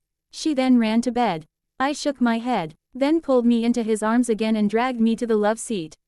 We sat there together. It was very comfortable. We talked. About nothing really. Random things. When the sun came up, Alice was in front of me and Edward. Renesmee was at her side fully dressed. You know the mall doesn't open till 9 o'clock. I said. We know, but you need to get dressed. Alice said. I capable of dressing myself. I said. Then I was suddenly in the air. I was being carried by someone. I can walk by myself too. I'm not the small fragile human anymore.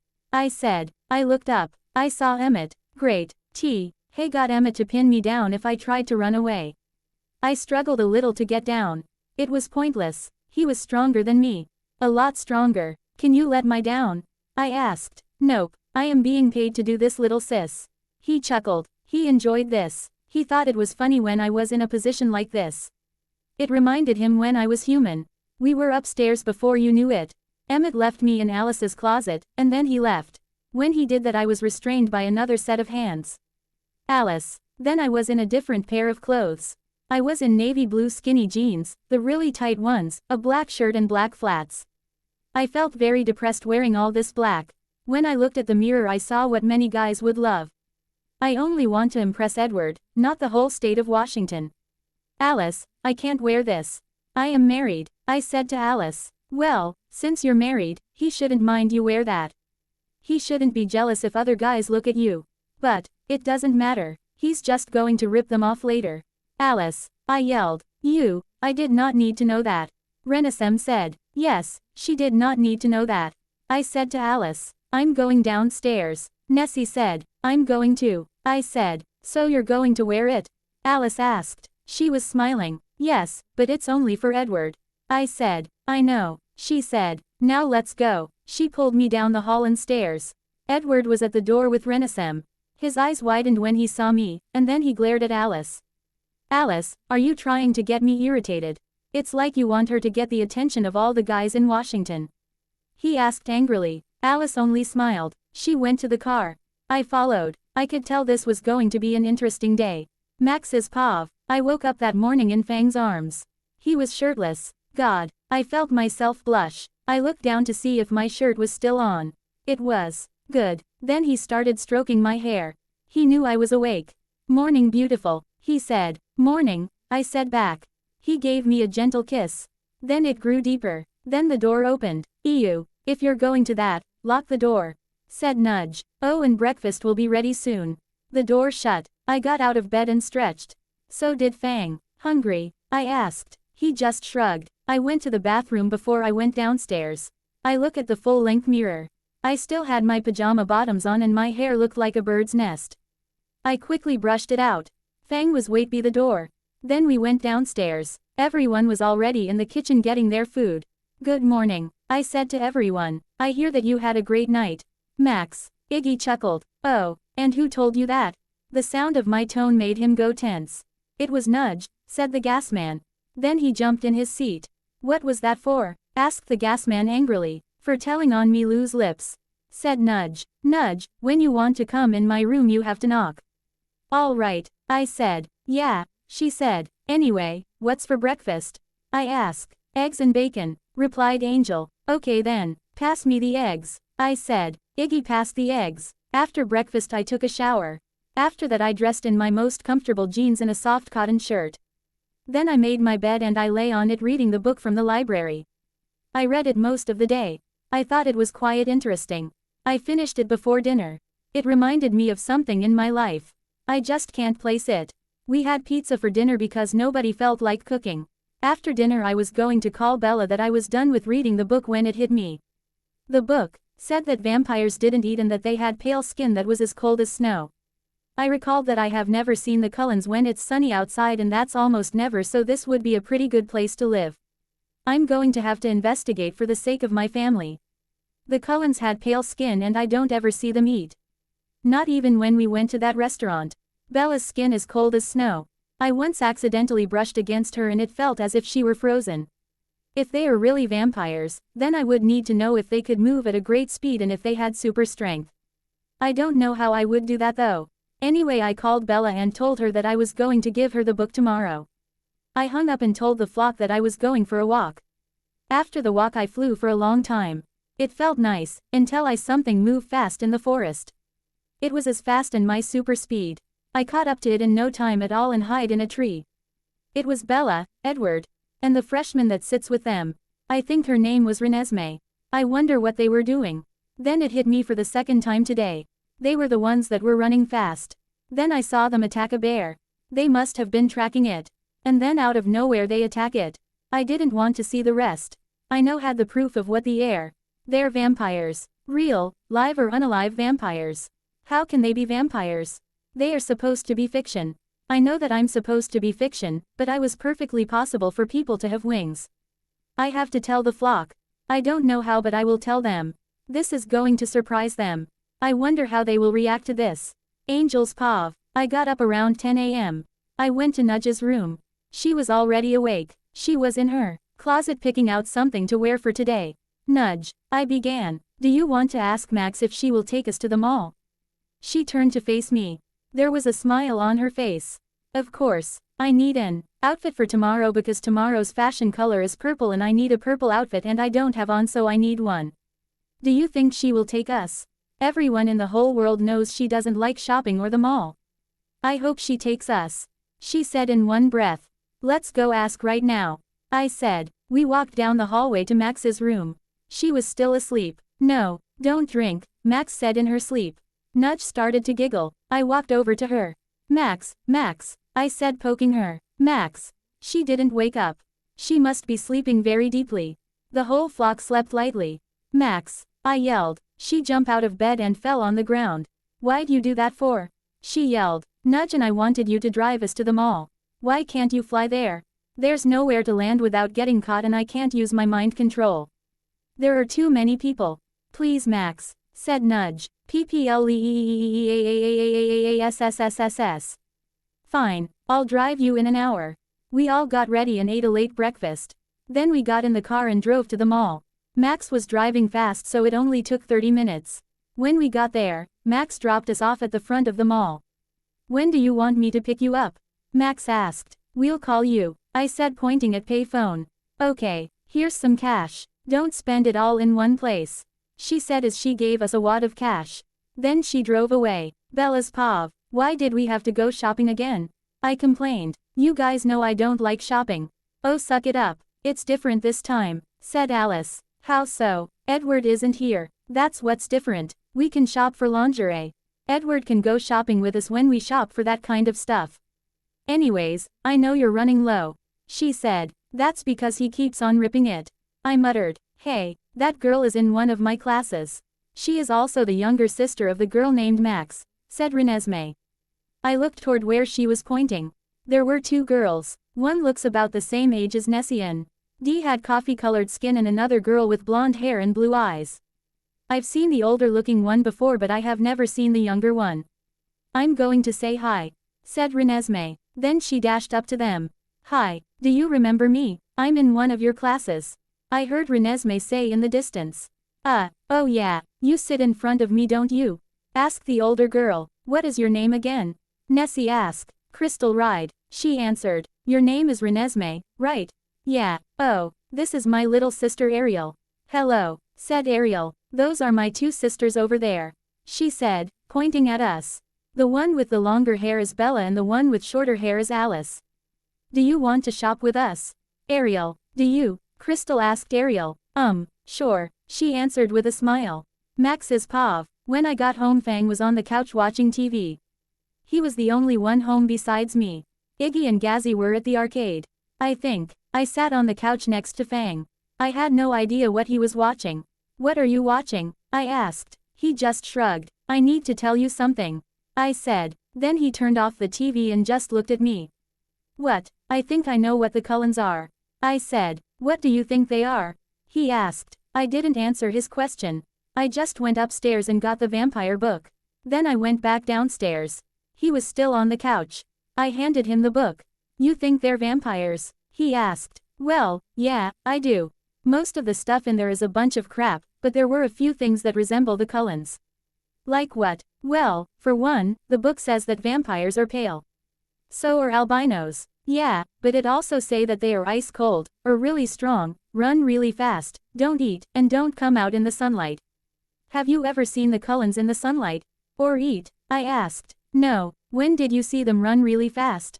Yesterday. After dinner. Fang, I saw them attack a bear. With their bare hands. Fang's eyes widened. I'm going over there tonight. I said. I'm coming with you. He said. Max is Pav. That night, after I picked up Angel and Nudge from the mall, Fang and I went to the Cullen house. I was dressed in skinny, leather, black pants, tight black shirt, and black knee-high boots. Fang was dressed in black, but that was normal. We landed in a tree silently so they wouldn't hear us. I read that vampires had sensitive hearing. All the lights in the Cullen house were on. That's got to be one expensive electricity bill. I saw a car drive up the driveway. It was Bella, Alice and, that one kid, Renesmee. They were holding shopping bags. I think I now know why Angel and Nudge were so quiet on the drive back home. They must have seen and spoken to them when they were at the mall. Then I saw them look my way. Aang and I hid behind the trunk of the tree we were hiding in. I then heard their front door open, then close. I hope they didn't see us. Then I heard the sound of paws hitting the earth. I motioned Fan G that I was going deeper into the woods and that he was to stay here. He nodded confused. I went deeper into the woods, jumping from tree to tree soundlessly. Then I stopped when I hit the edge of a clearing. I couldn't believe what I saw. I think I saw new forms of erasers. They look like real wolves. They were huge. The school has improved them. One of them was a rusty red color and the other one was a grayish color. They looked as though they were arguing with each other. Then the reddish one left the clearing. The gray one just sat there. Then I was suddenly pulled off the branch I was on. That sneaky bastard tricked me. It was on top of me, growling. I kicked it off me. It flew 5 feet in the air and hit a tree, causing it to break. It looked surprised that I could do that. I ran super fast and punched him in the muzzle. I learned how to use my super speed with my arms and legs instead of just my wings. I think I broke its jaw. It looked even more shocked. Then it charged for me. It put a few scratches on me but nothing else. I was just too fast. Then I knocked him out. The gray wolf started growling but it didn't move from where it was sitting. I then saw the Cullens gathered at one end of the clearing. They had Fang. How in the world did they get Fang? Do you believe me now? I asked Fang. He just rolled his eyes. How did they get you? I asked. They saw us and then grabbed me. He responded. I just shook my head. Believe what? It was Edward who asked the question. None of your business. I said back. Actually it is, since I have your boyfriend. Are you threatening me? I asked, amused. Please don't fight, said a female vampire. I have never seen her before. She must be the mother. I'll tell you if you let him go. I say. Edward thought about it. Then he said it was okay to let him go. They did. Then he just walks over to me casually. We let him go, so tell us what you were talking about. Edward says impatiently. Fine, I'll tell you. Just don't bite me when I tell you. I said smiling. They stiffen. They also looked shocked. I know what you are. I said. How? One of them asked. I have never seen him before. He must be the one posing as the father. Actually, one of you guys told me. You just don't know it. Bella looks uncomfortable in the back. She caught on to what I was talking about quickly. Tell us what we are. I think you're bluffing, said the blonde. I think her name was Rosalie. I sighed. You're vampires. Then I was being pinned down. It was the reddish wolf. Get off of me, you mangy mutt. It just growled. Jacob, get off her, said Bella. The wolf thought about it, and then it got off. It was still growling though. Then the female vampire that I didn't know the name of came up to me. I'm Esme. You must be hungry after that fight with Jacob. Why don't you come over to the house and I will fix you something? She said. We can't. We have to go home. I say to her. Fang and I start walking toward the woods. Go with them, Max, said the voice. I can't. Like I said to them, I will say to you. I have to get home. I said. If you go home right now you will die. I stop walking. What do you mean? I asked puzzled. You will know soon enough. Voice. What will happen? It didn't answer back. I hate when it does that. Then I suddenly felt very cold but very hot at the same time. I felt weak. I fell to the ground. Max, Max, Fang called out to me. I couldn't answer him. Oh, my God, you're burning up, he said. The last thing I felt wasn't Fang's warm hands but a pair of freezing arms. Bella's paw. Today has been awful. I don't like shopping at all when I'm with Alice. She bought a lot of stuff. Most of that stuff was just too embarrassing to even think about. I'm just happy that today is over. I drove into the driveway and parked in front of the house. I went to the trunk and got the 20 bags of clothes that were mine. Alice is going to pay for this. After we all got our bags, we headed for the door. Then I hear something like a heartbeat. Apparently Alice and Renesmee heard it too. Then I saw a bird go by. It must have been the bird. I went to the door and we all went inside. Edward was the first to meet me. "How was your day, love?" he asked amused. I glared at him. "It was awful. Don't you dare think it's funny." I put the bags in the corner by the door. Everyone then heard a branch move. It didn't sound natural. A lot of the trees out here are thick so they don't move a lot, and it wasn't even windy outside. We all went outside. "There was someone here." "There's someone out there," said Edward. "How do you know?" I asked. "I feel a blocked mind." "Where?" "I don't see anyone. Not even a vampire can hide in the dark. Unless he's invisible," I said. "No, this mind belongs to a human.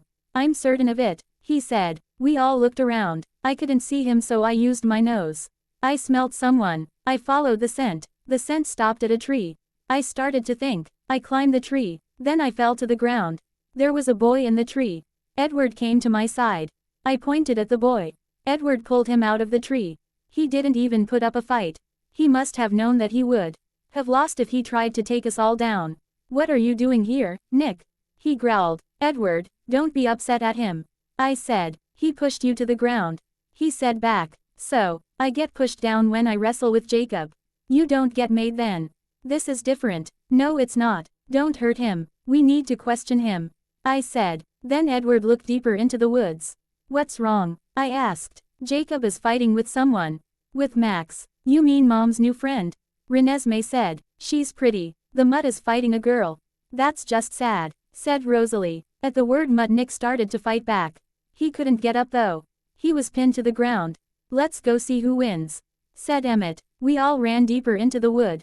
Edward was holding Nick over his shoulder. He set him down. We were at the edge of a clearing but still held onto him.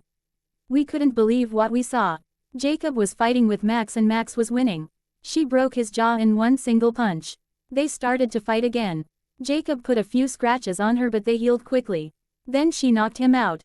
Then she looked at us, then at Nick. "Do you believe me now?" she yelled from far away. She started to walk toward us. "How did they get you?" she asked. "They saw us and grabbed me," Nick answered simply. Max just shook her head. "Believe what?" asked Edward. "None of your business," said Max. "Actually, it is, since I have your boyfriend," he said. "Are you threatening me?" she asked. "Please don't fight," said Esme. "I'll tell you if you let him go," said Max. Edward thought about it and he let Nick go. Then he walked over to Max. "We let him go, so tell us what you were talking about." Edward sighed impatiently. "Fine, I'll tell you. Just don't bite me when I tell you," she said with a smile on her face. We all stiffen. "I know what you are," she says. "How?" asks Carlisle. "Actually, one of you guys told me. You just don't know it," she said. "I know what she's taking about. She figured it out by reading that book from the library. Tell us what we are." "I think you're bluffing," said Rosalie. Max just sighs. "You're vampires," she says. Then I see Jacob get up and pin Max to the ground. "Get off me, you mangy mutt," Max yelled. Rosalie giggles at her comment. Jacob is growling. Nick was about to help her but I told Jacob to get off her. He hesitated but got off her. Esme walked up to Max. "I'm Esme," she says. "You must be hungry after that fight with Jacob. Why don't you come over to the house and I will fix you something?" "We can't. We have to go home," Max says. She and Nick started walking to the woods. Then halfway there Max stops walking. Then she fell. "Max, Max," Nick yells. He ran to her and caught her before she hit the ground. "Oh, my God, you're burning up," he says. We all run over to them. "What's wrong?" I asked. Carlisle walks up to them and puts his hand on her forehead. She has a very bad fever. "Edward, get the ice bath ready." Edward leaves in the direction of the house. "Nick, I have to take her to my house so I can put her in the ice bath. It will save her life," Carlisle said. Nick hesitated but handed Max over. He ran in the direction of the house. Everyone followed him. I stayed with Nick. "Do you want to come with us?" I asked him. There was a long moment of silence. "Yes," He finally answered. I picked him up and ran toward the house. Max is Pav. I woke up with a terrible headache. I was also freezing. I couldn't feel my fingers or toes. There was something around me too. A blanket, I think. I wrapped it tighter than around me. Oh, thank goodness. She's awake. A woman's voice said. I think it was that vampire Esme. Max, are you okay? It was Fang. I tried to open my eyes. When I did, I shielded my eyes with the blanket. It was too damn bright. I unshielded my eyes and they began to adjust to the light. For some reason everything looked clearer and brighter than I remembered. Yeah, I'm just freezing. Can someone turn on the heater or give me another blanket? I said. Sure, here, said Esme, handing me a blanket. I'll turn on the heater, said another vampire. I think his name was Carlisle. I'll go with you, said Edward. Geez, how many people do they need to turn on a heater? How are you feeling? Asked Esme. I'm just cold, I said. You're not feeling sick? No, why should I? I asked, confused. You just had a horrible fever. Nick, do you think it was one of those kind of fevers? I asked Fang. I don't know. Maybe we'll find out later, I guess. He said. You get these kinds of fevers often? Esme asked worriedly. Well, sometimes. I haven't gotten one in a while though. I said. When was you last one? She asked. I thought for a minute.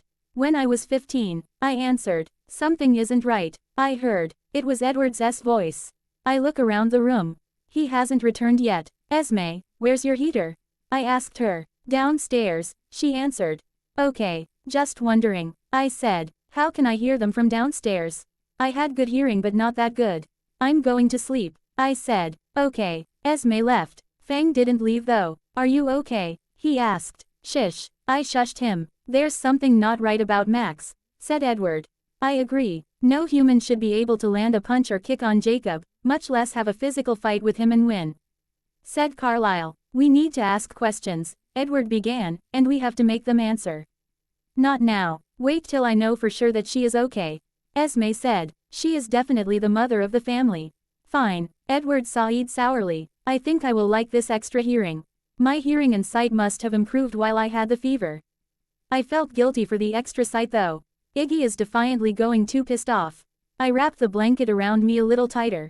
Why am I so cold? Honestly, it feel like I went to Antarctica in a bathing suit. Why am I so cold?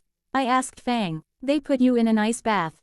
He said. Really? It was that bad? Fang only nodded. We have to get back home. I said. I know. He said. After he said that, Edward came in. You can't go till we know you are all right. He said. I need to, I said as I got up from the couch. Oh, he said as he pushed me down on the couch. That got me pissed off. I caught him by the arm and threw him out the window. It broke into a million pieces. Then I grabbed Fang's hand. We have to go, I said. He only nodded. We jumped out of the broken window and snapped our wings open. I was still holding onto Fang's hand, so I used my super speed. We landed in front of our house in less than 20 seconds. We went inside. I don't think I will ever get used to your super speed, Fang said, gasping. I only grinned. Then I got serious again. We have to leave Washington. I said. You have to stay, said the voice. No, we have to go. The Cullens know something is wrong with us. It will only be a matter of time till they know we have wings. I argued. You're going to need their help to destroy Itex. It said. I don't need their help, nor do I want it. I have to leave with the flock. No, you're not. Then I fell into darkness for the second time that night. Bella's Pav. I was in the living room when I heard a crash. I raced up the stairs to see what happened. The window was broken and Edward's clothes were tattered. What the hell happened? I demanded as I brushed glass off of Edward. That girl, Max, threw me out the window, he said. I just stared at him. What? She threw me out the window, he repeated. I heard you the first time. How did she throw you out the window? I asked. She grabbed my arm and just threw me. How? She's only human. Obviously not, because I went flying. At least 2 miles away. She was too quick. I didn't even see it coming. He said. She's not a vampire, I stated. Blood runs in her veins and she doesn't smell like Renesmee. I know. I wonder what she is. We have to figure it out fast too. We also have to tell the pack. He said. We have to tell Jacob and Seth.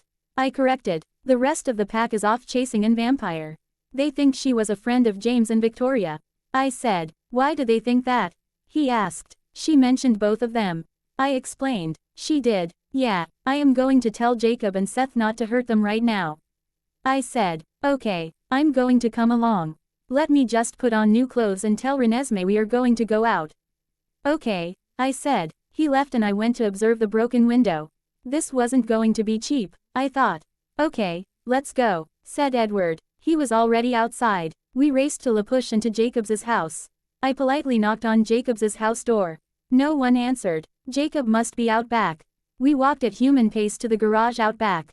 Seth and Jacob were there. Seth was fixing one of Jacob's hands. Got a broken bone? I asked him. Jacob looked startled. When did you get here? He asked. Like 5 minutes ago, I answered. He didn't notice you because he's pissed off that a human girl kicked his ass. Seth explained. That explanation earned him a punch in the arm. I let her beat me. He said. His cheeks were brilliant red. I laughed. I swear I'm going to hunt her down and kick her ass. He mumbled to himself. I stopped laughing. About that, I think it would be best if you don't go near her or her friends. We want to ask questions, get to know what they are, and we need her alive for that. I said. Fine, I won't go near her if I can help it, but if she is on the reservation then I will have no choice. He said. I know, but try to hold back if she does come here. I'll try, he said finally. Thank you, I said. Let's go, Edward. Then we raced back home. Thanks, Pav. When we got home and ran inside, Max dropped like a rock. I just barely caught her. She was just sleeping. I checked her neck. No expiration date. Good. I carried her to her room and laid her on the bed. I like to watch her sleep sometimes. She sometimes looks so peaceful, like tonight. Or she could look the very opposite, stressed out and tense. I wonder what happened. I bet it was the voice. I took her desk chair and set it by her bed. Then I sat in it. I instantly fell asleep. Edward's Pav. I still couldn't believe that Max so easily grabbed my arm and threw me out the window. They also got away so fast too. She threw me at least 2 miles away. When I landed I was too stunned to believe what just happened. Then I ran back to the house 30 seconds later. I thought that they would still be at the house, but they weren't. I underestimated them and I will not do that ever again. I even asked my family if they had seen anything and the answer was all the same.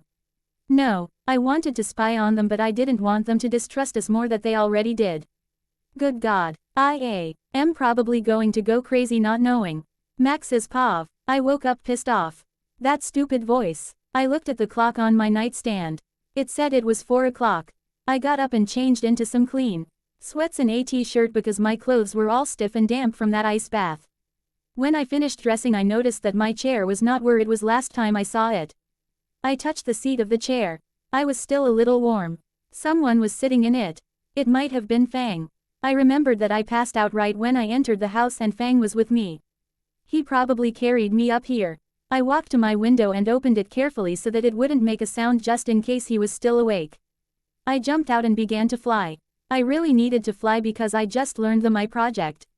ECT partner and her family are all bloodthirsty vampires and that I have a new skill. It's kinda stressful. I noticed that my new skill has improved some of my senses. My sight and hearing, maybe even my sense of smell. I can see so much better. I could see every detail as I was 800 feet in the sky. I really hope Iggy doesn't get too upset. I can also hear everything, and when I threw Edward out the window he went pretty far. That's proof that my strength has improved. I was never able to throw an eraser that far. My head was all clouded up with me thinking about my new skills that I didn't even notice the beach. I landed on the cool sand and sat down. I just looked at the moon and out at the ocean. It was actually really pretty. Hearing the ocean waves and looking at the white full moon was calming me down a little. Then I heard something other than the tides.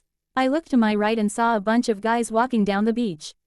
They all looked alike. They all had dark skin, dark, short hair, and they all looked like they all used steroids. I just ignored them and kept looking out to the ocean. They didn't look all that dangerous. I heard them walk behind me. I sensed them all walk away except one.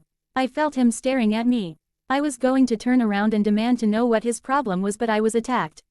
I was pinned on my stomach. I couldn't see his face. What the hell? Get off me, I shouted. I struggled to get him off of me, but he was putting all his weight on me. Damn, this guy weighed a lot. Jake, what are you doing? Asked someone. It wasn't the guy holding me down. Hey, I remember her. Jake, don't hurt her. The Cullens need to ask her questions. You promised to take it easy. Someone said. It wasn't the first guy that talked. This guy's voice sounded younger. This is the girl that beat you up. She's only human. A different guy laughed. Dang, how many of them are there? Shut up, Paul, the guy on top of me, Jake said. Seth, go get me some rope, he demanded. I heard someone run off. Probably Seth. I felt Jake's grip on me loosen. I used all my strength I could muster up and pushed him off of me. Once he was off of me, I started to run for the woods at the edge of the beach, but before I could leave the beach I was pinned down again. This time by all the guys were walking with Jake. Crap, I saw someone running up to us with some rope. That must be Seth. I was right, he was young. When he got to us they quickly bound me up with rope. Double crap, one of the guys threw me over his shoulder and started to run. Run fast. He ran through the woods. Trees passed us quickly and in a few minutes we were in front of the Cullens' house. Why did you bring me here? I demanded. He didn't answer. They all walked into the house and set me on the couch in what looked to be the living room. It was the same room that I threw Edward out of. The window was still broken but the shards of glass have been cleaned up. All the Cullens were in the living room all of a sudden. They surprised me for a moment. Jake, why is she all tied up? Asked Bella. She would have been difficult if I didn't, said the guy that carried me the whole way here. So that's Jake. Now I know whose ass I am going to kick first. Bella sighed and walked over to me and stared to untie the ropes. Bella, what are you doing? It wasn't easy to tie her, said Jake. This isn't a good way to establish trust, she said to Jake. She turned to me. I'm sorry, Max. He doesn't understand how to be gentle. He just follows his instincts. If I untie you, will you try to run away? She asked. I thought about that. It's either be a prisoner that is tied up or be a guest that isn't tied up, and if it got ugly I could punch and kick. I decided I'd rather be a guest. I won't run away, I said sweetly. Everyone sat down except a few of the guys that brought me here. Jake, I thought that everyone went looking for the other vampire except for you and Seth. Bella asked Jake all of a sudden. They just came back, he answered simply. Bella just left it at that. She turned back to me. Max, how did you throw Edward out of the window? She asked me. Easy, I took his arm and I flung him out the window like a ball. I answered. I could have figured that out. I meant, how did you throw him out the window? He would have noticed your movements and or read your mind. I looked at her and then at Edward. You can read minds? I asked Edward. Yes, he said. So it was him that was trying to break through my barriers while I was at school. I instantly put up my barriers. If I didn't let Angel in my mind, he certainly isn't going to be in my mind. He instantly looked surprised when I put the barriers up. How did you do that? He asked, shocked. I put up a barrier. What do you think? I said. Humans can't do that, he said. I just smirked at him. Max, we know you are not human, Bella said. I looked back at her. I am more human than you, I told her. Until we know what you are, I am not able to believe you. She said. Well, that is just too bad. I said. Max, exactly what are you? There is a reason why I asked you. I need to know if you are dangerous or if you will bring danger here that will expose us, explained Bella. It's okay to tell them what you and the flock are, Max, said the voice. How can I be sure? I thought. It's okay, Max. These people will help you finish your mission to save the world and to protect your flock, said the voice. Trust them. Easier said than done, I commented. The voice didn't respond. Max, are you okay? Bella asked. Oh, yeah, I'm fine, I said. Are you going to tell us what you are? She asked. No, I said. At least, not until I talk to my Flo family first. Okay, then I will give you a ride home and you can talk to your family, she said while she stood up. I'm game for getting a ride home, but I won't be able to talk to my family when we get there. It's like 5 in the morning. They are bound to be asleep, I said. Oh, you're right, and it's Sunday so you don't have to get ready for school, she said with a frown. My stomach growled right after she said that. You're hungry. I will cook you something to eat, said the mother vampire. I think I remember her name being Esme. Are you boys hungry? She asked the group of guys that kidnapped me. Actually, we were going to leave, said one of the guys. All of them started to leave except for Jake and Seth. We are going to stay here, Jake reassured the rest of his friends. Esme left in the direction that was probably the kitchen. All the other vampires left except Bella, Edward, and Renesmee. Bella sat back down next to me and Edward next to her, and Renesmee sat in the smaller couch across from me with Jake. Seth just sat on a chair he brought in from another room.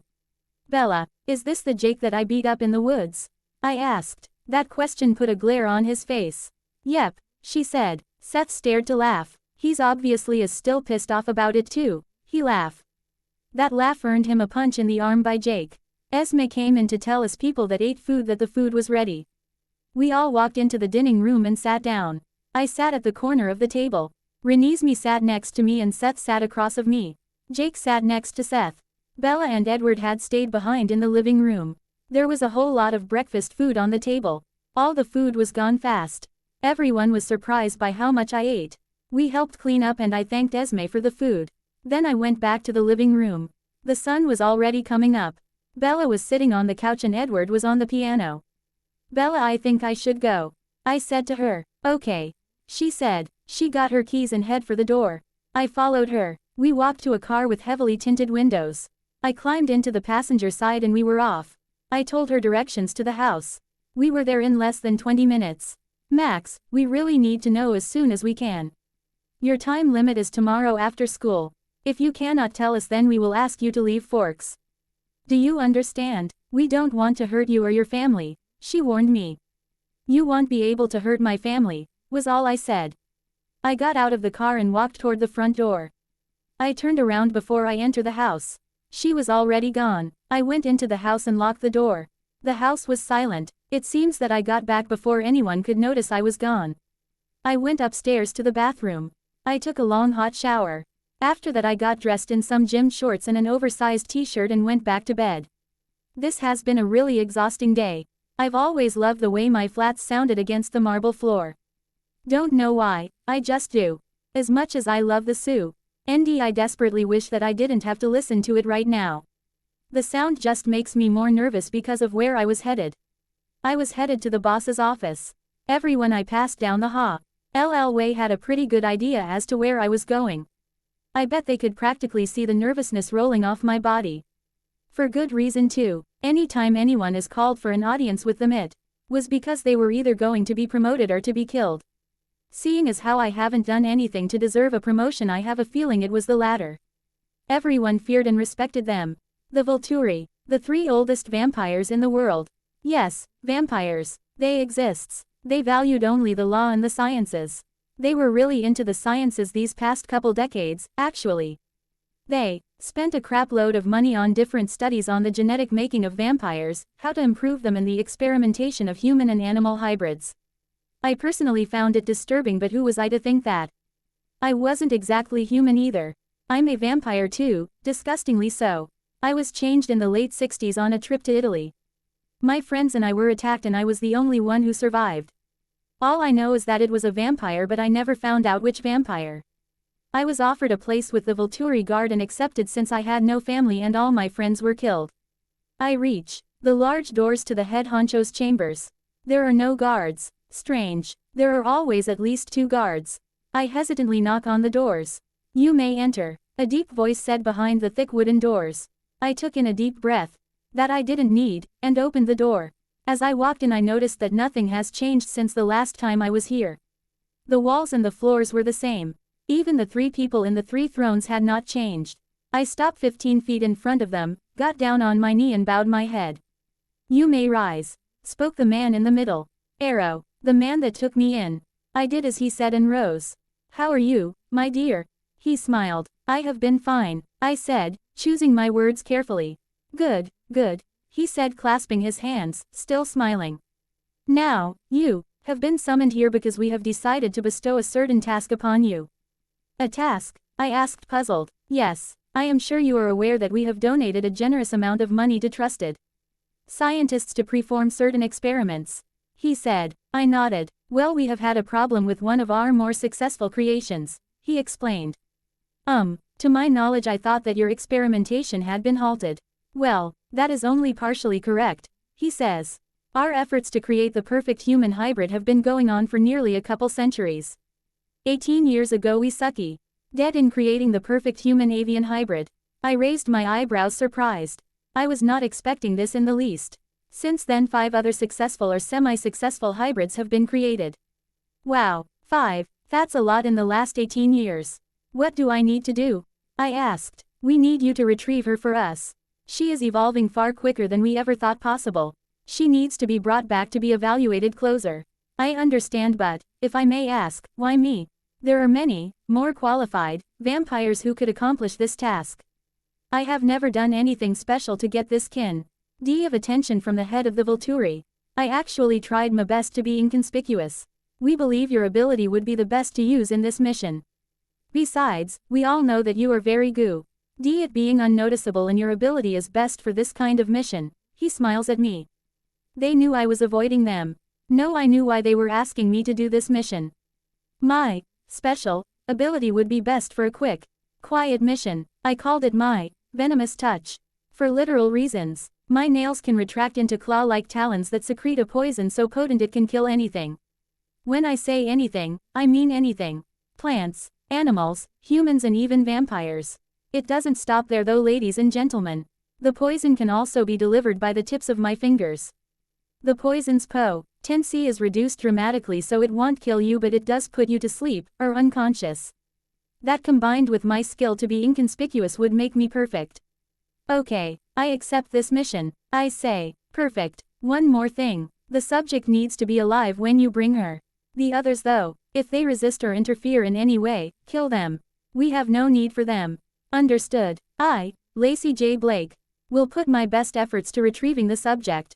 I said, bowing my head. Good. This fine gentleman will be providing the information and the necessities you will need on your trip. He was one of the main scientists that was in charge of the subject. When he said that, a man in his late 40s walks in. He has chestnut hair that has begun to gray and tired gray eyes. He has a long face and held his thin body awkwardly. It almost reminded me of a 14-year-old boy. I noticed that he was avoiding looking anyone in the eyes. Hello, you can call me Drive. Miles. He said, hi Drive, Miles. I say, I suppose I should get ready for the trip. I said to the three lords as I began to leave. Understand this. I stop in my tracks.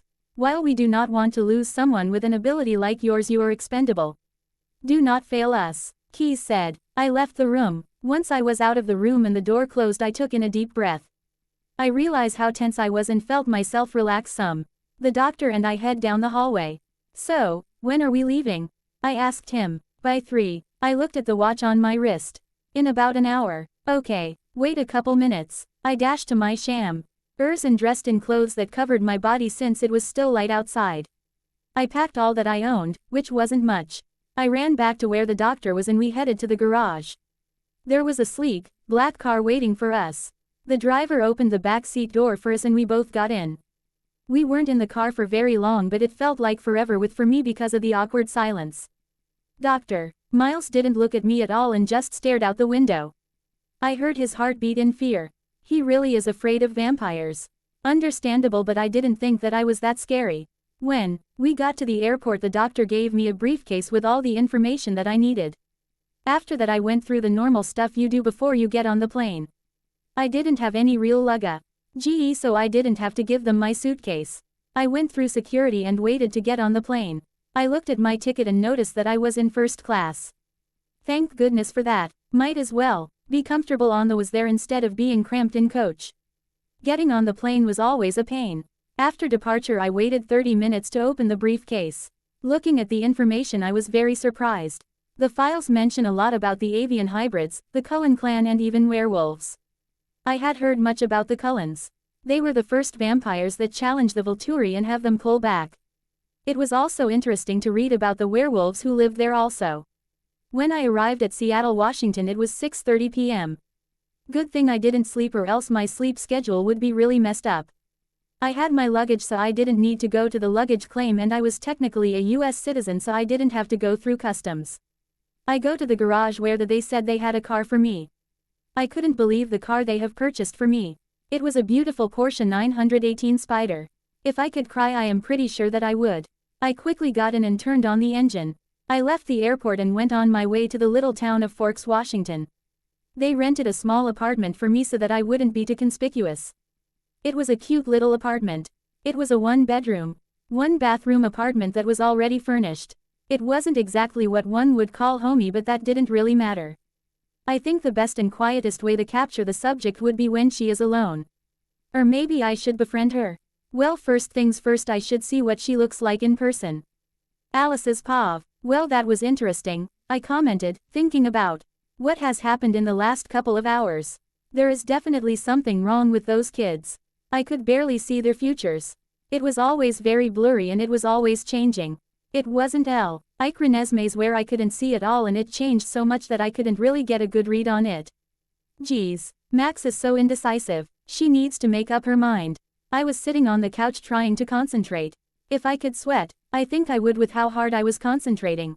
I started seeing things. The quality was awful. It was all blurry and a lot of the colors blended together. Were 7 figures moving around rapidly. The background was a mixture of greens and browns. A forest. There were also splotches of different colors. Maybe yellow, blacks, and a little bit of red. I tried to focus even more but it broke the connection. Why? I shouted in exasperation. What's wrong with you? Edward asked as he and Bella walked into the room. I can't see anything helpful about the Ride family. Actually, I can barely see anything about them at all. I explained. What about the vision you saw at the library? Bella asked. That was the last clear vision I saw of them. Quote, is it like when you try seeing the future with Renesmee and Jacob?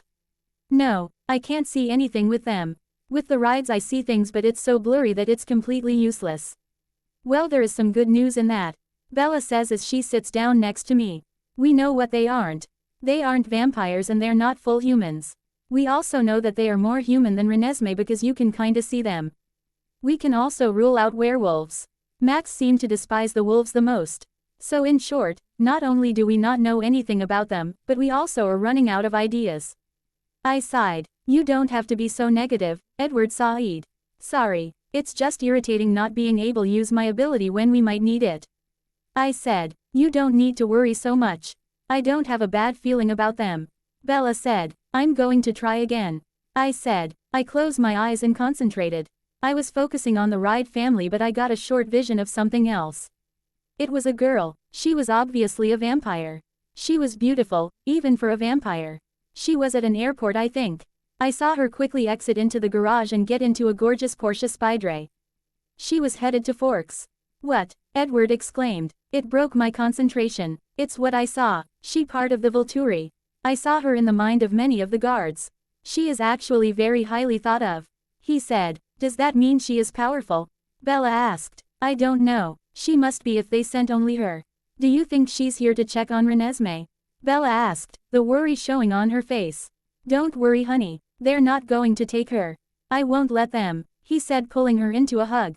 Correction. We will not let them take her. I said. I know. Bella said. So what do we do? Do we wait for her to come to us? I guess that's the best thing to do. We can talk more about it when everyone gets home. Edward sighed. Okay. Max's paw. According to my clock I had only slept a few hours before I heard everyone getting up. When I heard the last person go downstairs I decided to get up myself. I went downstairs and sat on the couch. What's wrong Max? You look exhausted. Did you not get any sleep last night? I thought you would be fully rested since it didn't rain last night. Nudge said. Yeah, you look awful. What's up with that bruise on your face? Gazzy asked. I know that they are all just worried but their comments on not being the best looking when I first wake up were kind of irritating. Who wakes up beautiful anyway? We can discuss this after breakfast.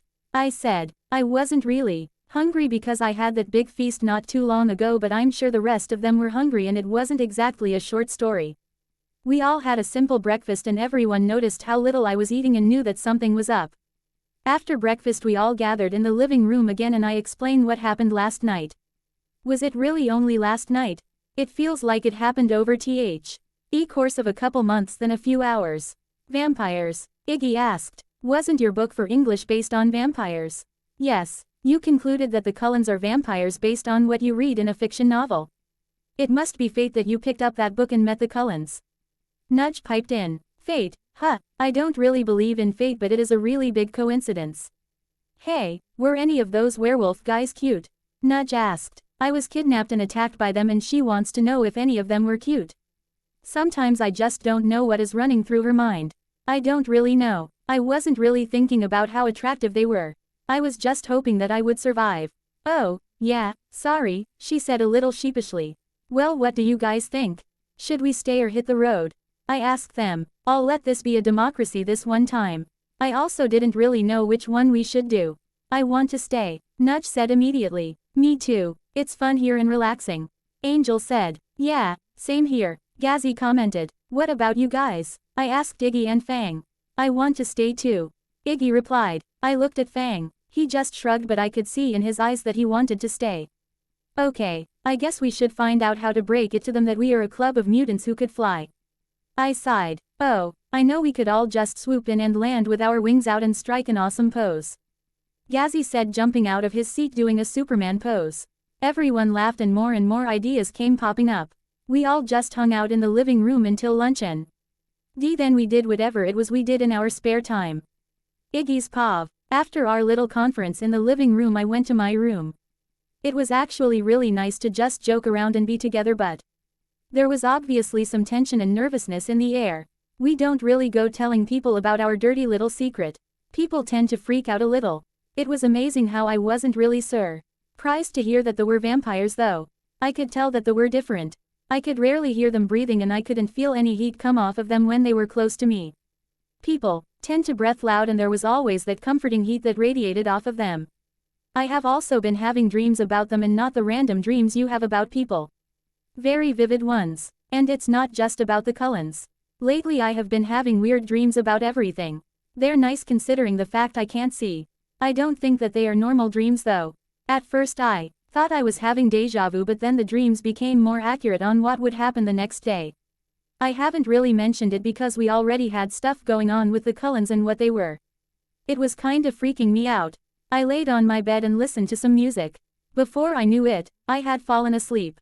I was having another one of those dreams. It wasn't about the Cullens or the flock or even the school. It was about a girl I had never met. She was gorgeous. I would have called her hot, but that didn't really describe her. She was too sophisticated and she moved with an elegance that was amazing. Hot was not a good adjective for her. She was walking into a garage, I think. I could hear something in the background. It sounded like a plane. Maybe she was at an airport. She walked toward a real beauty of a car. Not only was she beautiful, but she had good taste in automobiles. She exited the garage and drove away. I was only asleep long enough to see that she had passed a sign that read, Forks, Washington. Then I woke up to a knock on my door. Iggy, we're leaving in half an hour to the Cullens. It was Max. Okay, I replied. I heard her walk away. I got up and got ready to leave. I left my room thinking that of all of the strange dreams I had that this one would happen. I really wanted to meet that girl. Bella's Pav. Today Forks will either be losing 6 residents or we will be gaining 6 new allies. I hope that it will be the latter. It would be a shame to lose a friend like Max, even if she doesn't think of me as a friend. We were all getting ready for the ride's arrival. We are all a little anxious though. A member of the Volturi was here, possibly because they were going to hurt us or try to take my child. We discussed Alice's vision once Carlisle got off early from work. He assured us that we have not done anything wrong. They are probably just checking up with us, he said. I trusted what he said, but I couldn't help feel worried. All we had left to do was wait. We all hung out in the living room with the brand new window that was just installed. Esme and Carlisle were playing chess, Rosalie and Emmett were browsing the internet on a laptop. Jasper and Alice were reading their own reading material, and Renesmee and I surrounded Edward as he played his piano. We were going to invite the wolves but thought it would be better till we got the whole secret thing settled. I never realized how slow time went by when you wished it would speed up. All of a sudden Edward stopped playing the piano. Everyone noticed and looked up from what they were doing. He was staring at Alice. I looked at her and saw the blank look on her face that she gets when she is having a vision. She quickly snaps out of it. The girl from the Volturi. She's not here for us. She's here for Max, she says with an alarming look. What do you mean? I ask. I don't really know. I gets blurry the closer she gets to them. I looks like she is going to attack them. Mom, when have to help them? Renesmee said. I know. Alice, do you know where and when this will happen? I asked her. In a clearing relatively close to here. We have to hurry though because it's going to happen soon. We all took this as our cue to help the Ride family and left the house as fast as we could. Max's Pav. We all just decided to fly there instead of driving. I made sure that everyone was dressed warmly because it was cold. We all went into the woods near our house and took off from there. I wanted this to be a simple thing where we could just go in and show them our wings and be done with it. Of course, with our luck, that probably won't happen. And it didn't go that smoothly because halfway through our flight someone attacked me. I think it was a girl. I couldn't really tell because it all just happened so fast. She was bringing me down to the ground. Fast. We both hit the ground pretty hard. I landed on my back with her on top of me, trying to scratch me. I used all my strength to push her off of me. She went flying. Max, Fang shouted. He was flying toward me. If he came down here he will die. I'm pretty sure that chick is a vampire and not as nice as the Cullens. Don't come any closer. Take the rest of the flock to a safe place. I shouted. His face showed that he wanted to say to hell with that, but he knew that was his emotions getting in the way.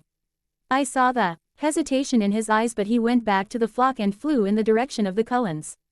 Good. Now it was just me and her. She was back and looking kinda surprised and pissed off. I bet she thought I was gonna be an easy kill. Too bad for her. You know, it's not very nice to attack someone who is in the middle of flying. I said. She was 60 feet away, but I knew she could hear me. She just smiled at that. Who said I was nice? She charged at me again. I saw her every move though. It was like brawling with a human. She obviously has never had any training when it came to fighting. She is only relying on her vampiric strength. I also noticed that she was always aiming for my face. There have been plenty of chances for her to hit me anywhere else, but she only aims for the face. Then it hit me, figuratively. That was the only place that wasn't covered in cloth. I flew up into the sky to try and get away from her, but she pounced at me. However, before she could get to me she was tackled to the ground by someone else. It was that big burly guy from the Cullen family. I think his name was Emmett. He also had less clothes on. Don't let her touch you. I warned, but it was too late. Without any notice he had collapsed. The girl pushed him to the side and left. I landed next to the unconscious vampire. He didn't look injured, but that could be because he was a vampire. Suddenly all the other Cullens were there. The blonde vampire ran up to Emmett's side. She looked at me. What happened to him? The girl that was here touched him and he collapsed. I explained. She looked back at the sleeping vampire and picked him up. It was weird watching a skinny thing like her pick up such a huge man. Carlisle, I am taking him back to the house, she said to the father figure. I'll go with you. They both disappeared into the woods. Bella came up to me and hugged me. Thank goodness you're safe, she said. Then she froze. I realized that my wings were still out. She let go of me and started to stare at them. I unfurled them even more so that they all had a clear view. They all had looks of shock on their faces. But, how? Edward asked. Well, this is what happens when you mess with genetics, I said. They all snapped out of the shock and stood right in front of me. Can I touch them? The voice came from a young girl that looked to be Nudge's age. Sure. She came up to me and stroked my wing gently. They are so amazing, she said to me. There was a hint of awe in her voice. Thanks, I said, feeling a little bit uncomfortable. I still wasn't used to getting compliments on my wings. Did you guys happen to see my family on your way over here? They were headed in the direction of your house, I asked. Did they have wings too? Bella asked curiously. Yeah, they flew there when I was attacked by the vampire girl. Maybe we should all discuss this at home. This is no place for curious questions and Max must be cold out here, the mother vampire said. Everion, he remembered that the temperature was below 30 and, while they probably didn't get cold, I did. The Cullens all ran and I flew. They were surprised all over again when they saw me fly off the ground. I actually got to the house before them. Wow, do the rest of your family fly that fast? Asked Bella as we walked to the front door. No, I'm the only one with the ability to fly that fast. We all have a few special abilities along with the wings, I said. I didn't elaborate too much.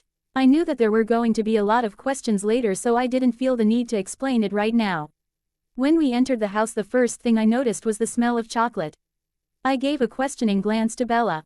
I could tell she noticed too and gave a face that matched mine. We all headed toward the source of the smell. We entered the dining room and found the flock lounging at the table drinking hot chocolate. They all had a worried look on their face, which instantly vanished when they saw me. They all jumped out of their seats and rushed towards me. The two young girls threw their arms around me. I hugged them back. We were so worried, Max, Angel said as looked up at me. Look, I'm fine, I reassured them. That girl didn't even know how to fight. Yeah, but she was so fast. I barely saw what was going on. Nudge said. Everything's fine, I repeated. I was stronger and faster than her. She barely stood a chance. Speaking of that, how is that possible that you were able to do that? You may have wings, but that doesn't mean that you should be able to fight a vampire and win. Edward sighed. You shouldn't be so surprised, Edward. She was able to fight Jacob and ended with a tie. Alice said to him. Still begs the same question. Before I explain, can I have some of that hot chocolate? It smells really good, I asked. Sure, the mother vampire said. Why don't you sit down and make yourself comfortable? We all sat around the table with the exception of a few vampires. The doctor that was with the burly guy came back and sat at the head of the table. Esme brought out the hot drinks and I began the story of the flock. Right from the beginning. Might as well. Hen I finished. They all just stared at us. Thinking back on our past, this would probably make a very successful novel or movie. Wow, Bella muttered. So your real names are Maximum, Fang, Iggy, Nudge, the Gas Man, and Angel. Yeah, but you can still call me Max. I said. Or you can call me Gazzy. Gazzy chimed in. Bella gave him a small smile. The doctor, Carlyle, started to speak. You said that you all had abilities. What exactly are they? And how does your anatomy work? He asked. Well, as for our anatomy, we have lighter bones so we can fly. We are also stronger and faster than an average human. Our immune system is better too. The abilities are a lot more random. Fang, Angel, and myself can breathe underwater. Angel can read and control minds, and change her appearance. Gazzy can mimic any sound and make stink bombs. Hopefully you never get to witness that. He and Iggy both snickered at that. Nudge can influence computers and pull anything metal towards her, like a magnet. Fang can become invisible. I can fly super fast, and recently, my senses and strength have improved. More surprised looks. Recently, do you get new abilities often? Asked Carlyle. Not really. Otic that we only get them when something big is going to happen. What about that horrible fever you had? That is just my body's special way of telling me that it wants to be even more freakish than it already is. I reached for the cup of hot chocolate and noticed that it was almost gone. I must have been drinking it when I was explaining. I didn't even notice. Would you like some more? Esme asked as she noticed my almost empty cup. No, I'm fine, thank you. I smiled. She reminded me a lot of my mom. We stayed there for a couple more hours answering questions. Not all of them for me. EDW. Ard would ask Angel about her mind reading. Alice was talking to Nudge. I don't think I heard a single question about our wings. Most of it was clothes and how Bella and I were similar in our disinterest in anything fashionable. Gazzy was copying noises at Renesmee's requests and Iggy was speaking to the parents of the house. Fang just stood idly next to the blonde man, Jasper, sometimes making small talk.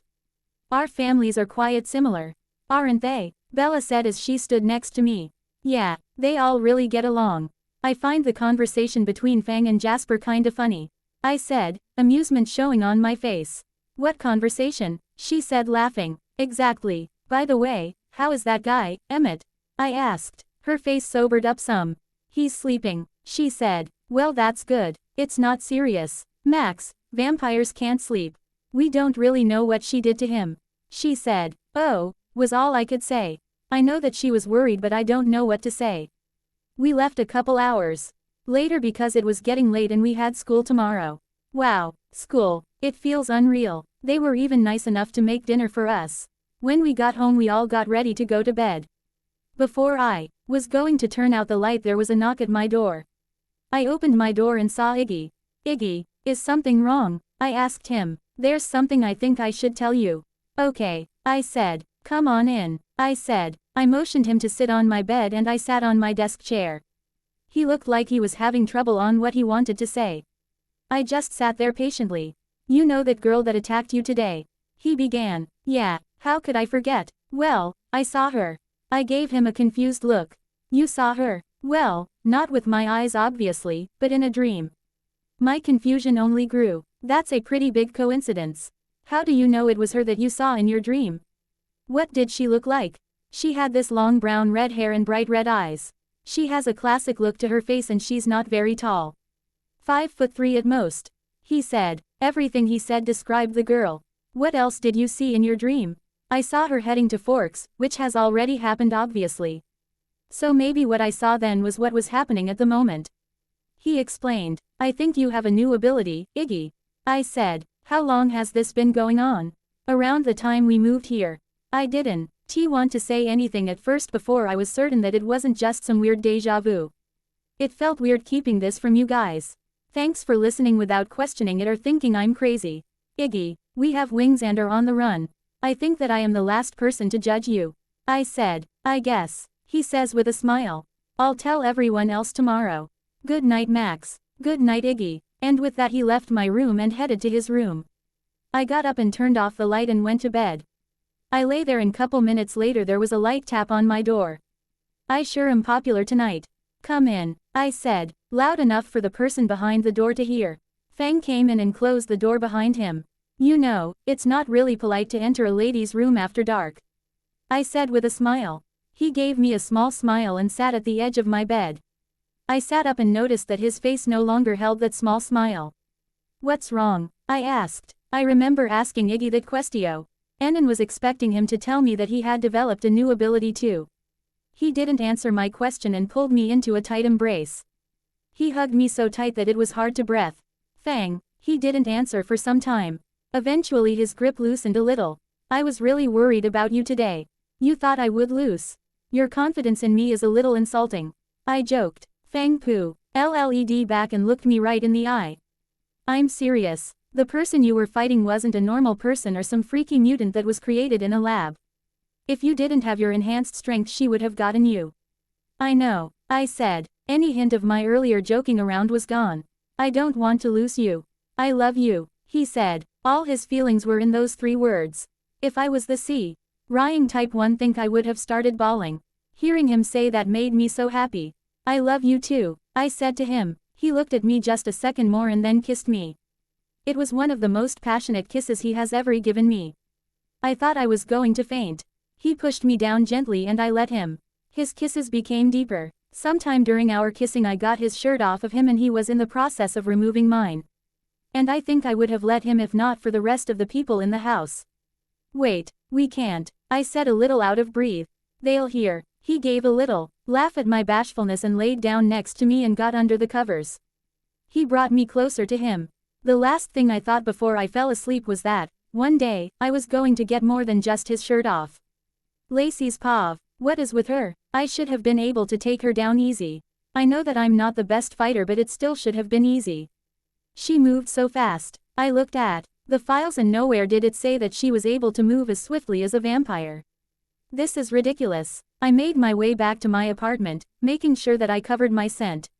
I would be a dead man if they all attacked me at once. This is going to be harder than I thought. It took the rest of the day to figure out how to get her. Take one of her friends as hostage. That might work but I don't know. If they also have the same abilities as Maximum. I thought of so many ideas but there was always some flaw to them. At 9 p.m. I got a call.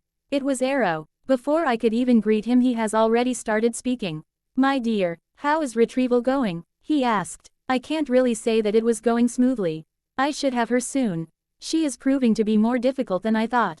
Well I advise that soon as in the next couple of days. The maximum is 1 week. His voice sounded sweet but I felt chills going down my spine. Not the good kind. Yes, of course, I said. Good, good, I hope to see you soon. The line went dead. 1 week. I better hurry. I dress up warmly, so the humans don't think it's strange for someone to be walking out in the cold in thin clothing, and go for a walk around the block. I would often go for a stroll when I felt stressed and right now I am feeling plenty of that. Forks is a very simple town. It actually reminds me of my hometown. Most of the vampires I've met tell me that they have very vague memories of their human life.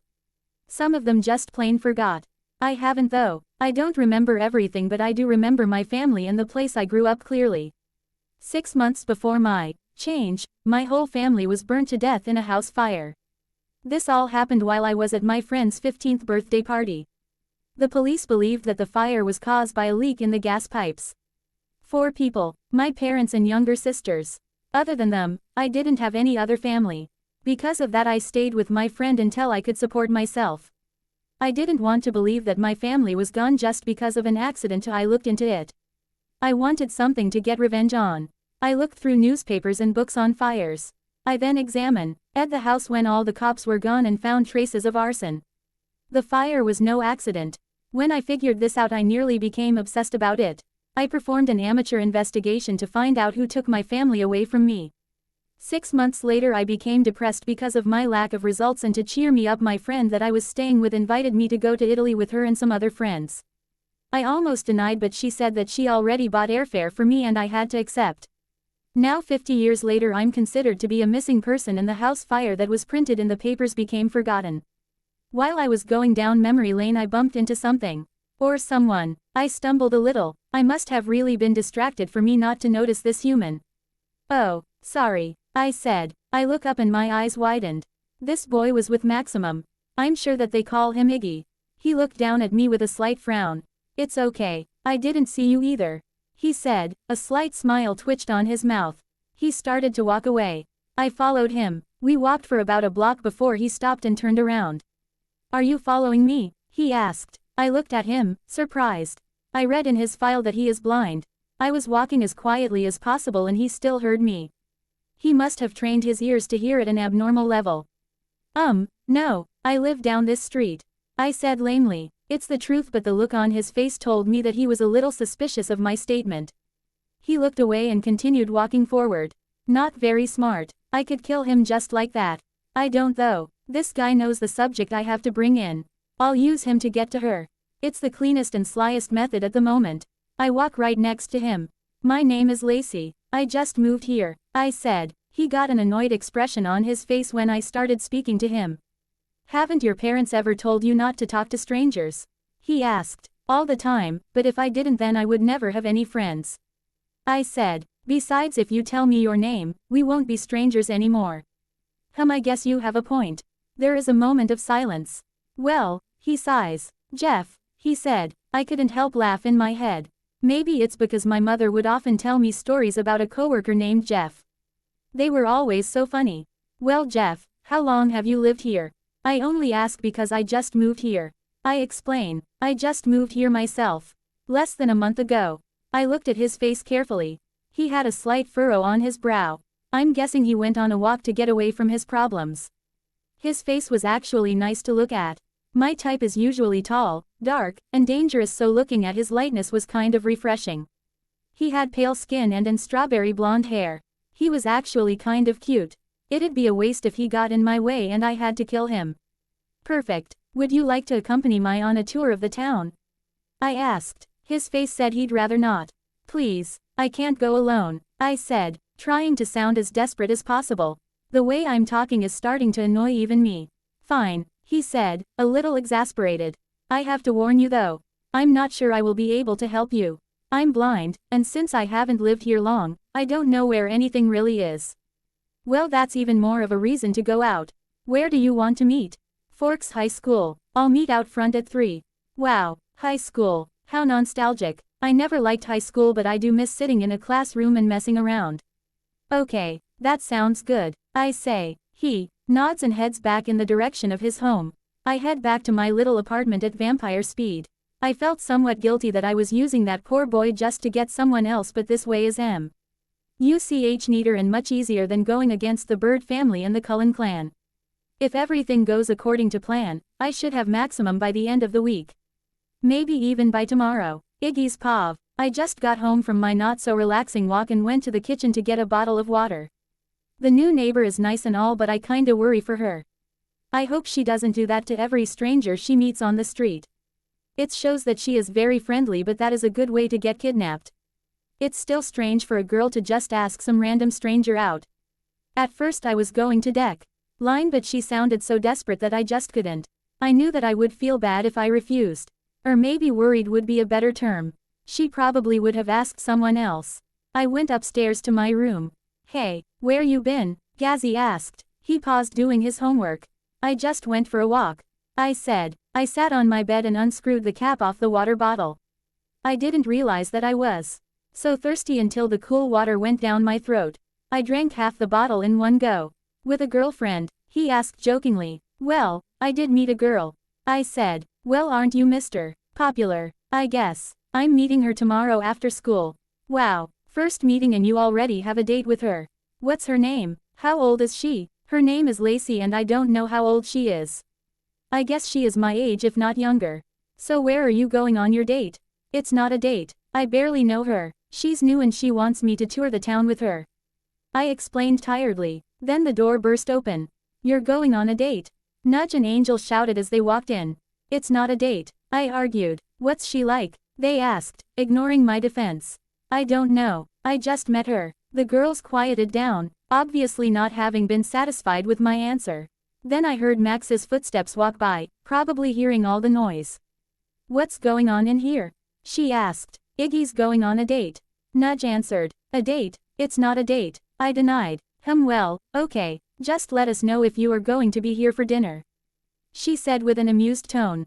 Okay everyone, I exclaimed as I stood up. I'm going to sleep. Good night. I shoved anyone who didn't sleep in this room out into the hallway. Geez, they are like a bunch of nosy parents. So, Gazzy started. Please don't start, I warned. He didn't say another word. I laid on my bed and put on my headphones. I fell asleep and started to dream. Well, maybe not dream. It felt kinda like one of those visions I've been getting.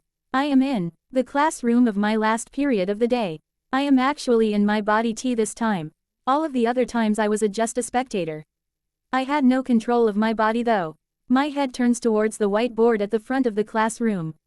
Tomorrow's date is written at the top left-hand corner of the board. It was still incredibly unbelievable that I could see again when I had these dreams. One could get addicted to them. I looked up at the clock above the board and noticed that it was the end of 6th period. I started to finish what I had been doing in class. The bell rang and I jumped. My nerves were all over the place for some reason. I know that I shouldn't be nervous meeting with that girl, but somehow I was in the future. I say bye to Fang and head to the front of the school. I was amazed that in 20 minutes most of the students had fled the campus. I waited so long till there was not a soul to be seen. I almost gave up when I heard a familiar voice. Hey Iggy, it is Max. I turned toward her. You're still here? Yeah, that girl, Lacy, is late. I said. What are you still doing here? I left something here and came back to get it. After she said that I felt an awful presence and beep beep. Beep beep. I woke up with my heart halfway out my butt. I am drenched with sweat and am breathing so hard someone would think I had just ran a marathon. That was defiantly a vision. While I got ready for school I could still taste the leftovers of the vision. I smelled cooking food while I walked down the stairs. Fang must have started on breakfast. I put my stuff on the couch and headed to the kitchen. Hey Fang, need any help? I asked. No, it's almost finished. Okay. I proceeded to set the table and put whatever was ready on the table. Everyone come down the moment everything was ready. Breakfast was normal like any other day. We dropped off Angel and the gas man off at school and then drove to our own school. We were running late so I never had the chance to tell them of my dream. Actually, it was like the whole school was trying to stop me from telling them. No talking in class, staying in during lunch to fix an assignment, doing my own thing for gym class, one needing to talk to me or ask me a question during passing periods. It's like I became popular overnight. After school I finally had the chance to tell Fang about the dream. You had a dream and had an awful feeling. Are you sure it wasn't just nerves? He asked me. No, none of us get nervous. We used to fight big hairy dog mutants and didn't have any real feelings of nervousness. I said matter-of-factly. Meeting girls wasn't something that was ever normal for us either, you know. Fine, I'll still meet with her. Oh, and ask Max if she left anything here at school so she doesn't forget what she did forget in the vision. Sure, he said and walked away towards the parking lot. I took out my earbuds and my iPod since I knew she was going to be late. I sat on the stairs in front of the school. I stood up ready to give up waiting on her when I felt a hand on my shoulder. I yanked the earbuds out of my ear ready to attack, but then I remembered the familiarity of the hand that touched me. It was Max. Whoa there, it's just me. Fang told me about the dream you had last night and I came to see if you were okay, she explained. Oh, sorry, I'm fine. I don't think you should be here though. She did a fake exaggerated gasp. Well, then, if you really don't want me meeting your girlfriend, fine, she said a little amused. I gave her a face that told her that she wasn't my girlfriend. Fine, fine, I'll leave. I just wanted. Then I heard her grunt before I lost consciousness. Max is Pav. I woke up all groggy and my mouth felt dry. My vision is hazy so can't tell exactly where I am. I heard that this is what people felt like when they have been drugged. I tried to focus on what I could. My hands and arms are tied behind my back and my legs are tightly bound. I am laying down on a bed, I think. My eyes start to clear and I take in my surroundings. It looks as though I am in someone's bedroom. A boring someone's bedroom. There is nothing but a dresser, a huge bed, and nightstands on both sides of the bed. The walls are bare except for the floor-length curtains that probably covered sliding glass windows. I really need to get out of here. My strength has improved dramatically. So breaking free of these bonds should be a sink. They felt like normal metal chains one would use to chain up their bike to a bike rack. I tried to break them for what seemed forever. I was starting to break a sweat. Don't even waste your effort. Even the most strongest of vampires have difficulty breaking those chains, and with your abilities diluted, it will be impossible for you. A woman said. I put myself into a seated position to see who spoke. It was the vampire that attacked me yesterday. She had a small grin on her face and leaned against the doorframe. Now that we weren't fighting, I could get a better look at her. She didn't look any older than I am. And she's tiny. She looks to be about 5 feet 2 and looked as though she didn't eat anything, I mean, not like she does. Vampires. Our long red-brown hair ended halfway down her back with a slight curl. She had a pretty face. Wide eyes covered with thick, dark lashes, small nose, full lips, perfect, pale skin. The thing that caught most of my attention was the brilliant red of her eyes. Her eyes are so different to look at than the Cullen family's gold ones. Her sense of fashion is just as bland as mine though. She wears snug, navy skinny jeans, a black V-neck shirt, and some black and white Converse. It actually looks really comfortable. Should have known it was you. I said blandly. You know that kidnapping is illegal, right? Oh, give me a break. Nobody except your mutant family and those sissy vampires will even know you're missing. No one in the neighborhood will notice, and it's not like your friends can go to the authorities. Anyways, nobody saw me take you, and I left no physical evidence that it was me that the vampires could track, she said. Don't underestimate my family. Besides, I know that they will go to the Cullens for help, and since they are vampires they can track yours and my smell. I said, a little smug. She let out a big laugh. Do you honestly think I haven't thought of that? I told you that I left no evidence. That includes my smell. She laughed again. Well, I guess I can't blame you for wanting to believe you'll be found. Humans can be so optimistic. Well, I have some good news and some bad news for you. The good news is that they will eventually find this place. The bad news is, we will no longer be here when they do. You think you're so smart, don't you? I spatted at her. No, I know I am smart. As smart as a scholar and as wise as the elderly. So, basically, you're an old fart mentally. Then I just remembered something. What happened to Iggy? He was with me when you knocked me out cold. I swear, if you hurt him I am going to kill you. Wow, you sound like his mother, she said, obviously trying to patronize me. Answer me. All right, don't get you panties in a wad. Your friend is fine. I put him on your porch so nothing happened to him. Believe what you want, but I don't kill everyone I meet. In fact, I haven't killed since my first year as a vampire. She got kinda gloomy. But it was only for a second. Well, I need to get my things together. You just go ahead and make yourself comfortable. And she left the room, a tiny chuckle traveling after her. Thank goodness that she left Iggy alone. I heard what the vamp was doing in the other room. She was actually making a lot of noise. I think she was throwing things into boxes or a suitcase. Judging by the lack of contents in this room, it surprised me to think she had anything to pack. The noise paused and then the front door opened, then closed. I thought about how I was going to get out of this but came up with no ideas. These chains were too strong and I still felt the effect of the drugs she gave me. What did she give me? I have been injected by many drugs before but none of them affected me this much. I heard her come back. She started talking to herself. I'm good. I have retrieved the hybrid. Hybrid, I mean, that is what I am, but I am still a girl with a name. Yes, I'm just waiting for the jet to get here. She must be talking on the phone. What, is that really necessary? They are weaklings and pose you no threat. Pause. Please, I beg you to reconsider. Everyone in the Volturi knows that I do not like to kill. Especially humans, even if they are genetically modified. Every time she spoke a new word her tone became more and more desperate, almost human in a way. There was a long pause. I tried straining my ears so that I could hear who was on the other side of the line. I couldn't hear what they were talking about but I could tell it was a man on the other side. Probably another vampire. That is a nice offer but I still would like to decline.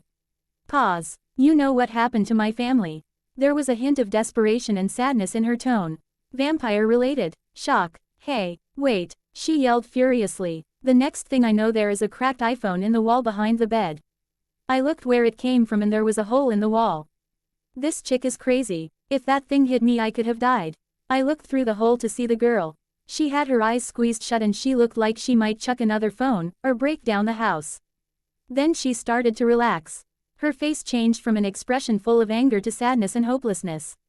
She walked into the room I am in and went directly to the dresser. She touched the side of it and I heard some beeping noises. There was a long beep and the middle dresser door slid open. I can't believe what I am seeing. It's like they brought this out a spy movie. In the dresser was an assortment of weapons, guns, hunting knives, bullets. And I think I see a grenade. Geez, what's up with all that? I said. I can speak so I might as well find out everything I know about the situation. She kept quiet. What, you don't want to talk now? She still continued to ignore me. She stared, putting together a large gun. I'm pretty sure I was once shot at with that gun. I think it was called a sniper rifle or something. Are you? Shut up. Will you stop talking? She yelled at me. Well, what crawled up your ass? She sighed at my remark. You know that your lack of communication skills won't save you, Aight. She took out a jar with some plastic wrap over the top. It was about the same size that researchers use to collect venom from snakes. Couldn't have held more than 4 fluid ounces. I watched her curiously. She placed her fingertips on the plastic. Then one of the weirdest things happened. Her nails started to grow till they resembled long talons. Her nails pierced the plastic and some clear, purple liquid started to secrete from the tips of her nails. It was not as strange as some of the things I've seen, but it wasn't normal either. I looked at her face. I couldn't really tell what she was feeling. When the jar was half full she retracted her nail to their original, perfect form. She set the jar down before she fell to her knees. She laid on her side gasping hard. Soon enough she looked like she was asleep. I just stared at her in shock. What the hell just happened? I am pretty sure that vampires can't sleep. Their bodies don't need it. I looked at the contents of what is in the jar. This must be the stuff she used on Emmett. Strong enough to make something that doesn't sleep. I guess that's the worst that will happen. A couple hours later the girl started to stir. During that time, the drug had worn off and I tried to break free. That didn't go as planned, so I started to hop. Being completely tied up didn't help things. I tried breaking through the glass window. Old have guessed that it was bulletproof, so I headed toward the front door. I was only a foot away from the door when I felt a hand grab the back of the neck and toss me on the couch. Well, I'm insulted. Don't you like staying at the Casa de Lacy? Yeah, the kidnapping, binding, and throwing really have made my stay here quite enjoyable. I said sarcastically. I try my best. She kept on talking to me while she went to the bedroom. I'm not surprised that you would try to escape while I was sleeping. It doesn't matter. I'll just put you under again, kill your family and then go to Italy. Wait, what? She came back with the purple liquid, a small black bag, and the rifle. I said that I was going to put you under again, kill your family, and then go to Italy, she repeated. Don't you dare touch my family. I shouted. Quiet down, will you? You're going to give me a headache, figuratively speaking of course. She started dipping the bullets in the slimy fluid. She was talking about the death of the flock like it was a Sunday afternoon picnic. I started to thrash around. All she did was blow on the bullets she dipped till they were dry. What are you going to do? Shoot them. You won't be able to kill them with that. Oh, this will kill them, no problem. She started loading her gun. She set down her gun and picked up the jar. She swirled the contents inside. Do you know what this is? She asked me. I don't give a damn what is inside. You should. You probably think that it's the same stuff I used to make that vampire go to sleep. She waited for a response from me. I gave her my deadliest glare. It is the same stuff. The only thing that's different is that the stuff in this jar is in its purest form. What you saw was only a tenth of its ability. If anyone so much as touches the liquid, an infection will form on the skin and eat it away till there is nothing left. If it gets into the bloodstream it will kill anyone instantly. Well, isn't that just dandy? Anyway, why are you going to use a gun to kill them? You're a vampire. Can't you just tear them apart? Alas, I am not strong enough. The Cullens will most likely be there. I am not a warrior. Not really. She gave a small sigh and looked me straight in the eye. You won't be awake when I come back. If it makes any difference, I am sorry for what I am going to do to your family. I have been living my life on pure anger and I just want to know and get my revenge. She looked at the watch clasped around her wrist. Well, I should get going. Hold still. She reached for my face. I tried. to dodge her, but she got a hold of my face anyway. What are you? Shish. She hushed me smoothly. Sweet dreams. My head became fuzzy, and I passed out just as she walked out of the house. Arrows Pav. These modern-day phones are as convenient as they are horrid. Most of the technology is nowadays. With technology there is no discipline for the arts. Just as I was thinking this, a fellow human worker knocked on the door. Sir, there is a call from Lacy Blake. The young human girl announced. The humans who know of the vampire race often want to become immortal and powerful. Depending on their usefulness, their wish might be granted. Come in, my dear, I said loud enough for her to hear. She entered and gave me the impossible device. How are you, dear girl? I asked. I'm good. I have retrieved the hybrid. She said. Very good, my dear. Are you ready to depart? Yes. I am just waiting for the jet to get here. Of course. We will send it right away, but before we do there have been some slight changes to the plan. We have found that we do not need the other hybrids and that you are to eliminate them. What? Is that really necessary? They are weaklings and pose you no threat. They do now. They are failures, but like the leader they too are evolving. They are useless to us. Make sure you do it quickly. Please, I beg you to reconsider. Everyone in the Volturi knows that I do not like to kill. Especially humans, even if they are genetically modified. This is exactly why I put her in this position. She needs to harden her resolve and act like a true vampire. It is Embera, SSING to the Volturi clan to have a member so emotionally weak. Yes, we know. Maybe this will change your decision on that. It is quite known that you also don't like our organization and would possibly do anything to leave us. Once the specimen is in our custody and the others are terminated, we will discuss the arrangements of your retirement. You will be free from us for the rest of your eternity. That is a nice offer, but I still would like to decline.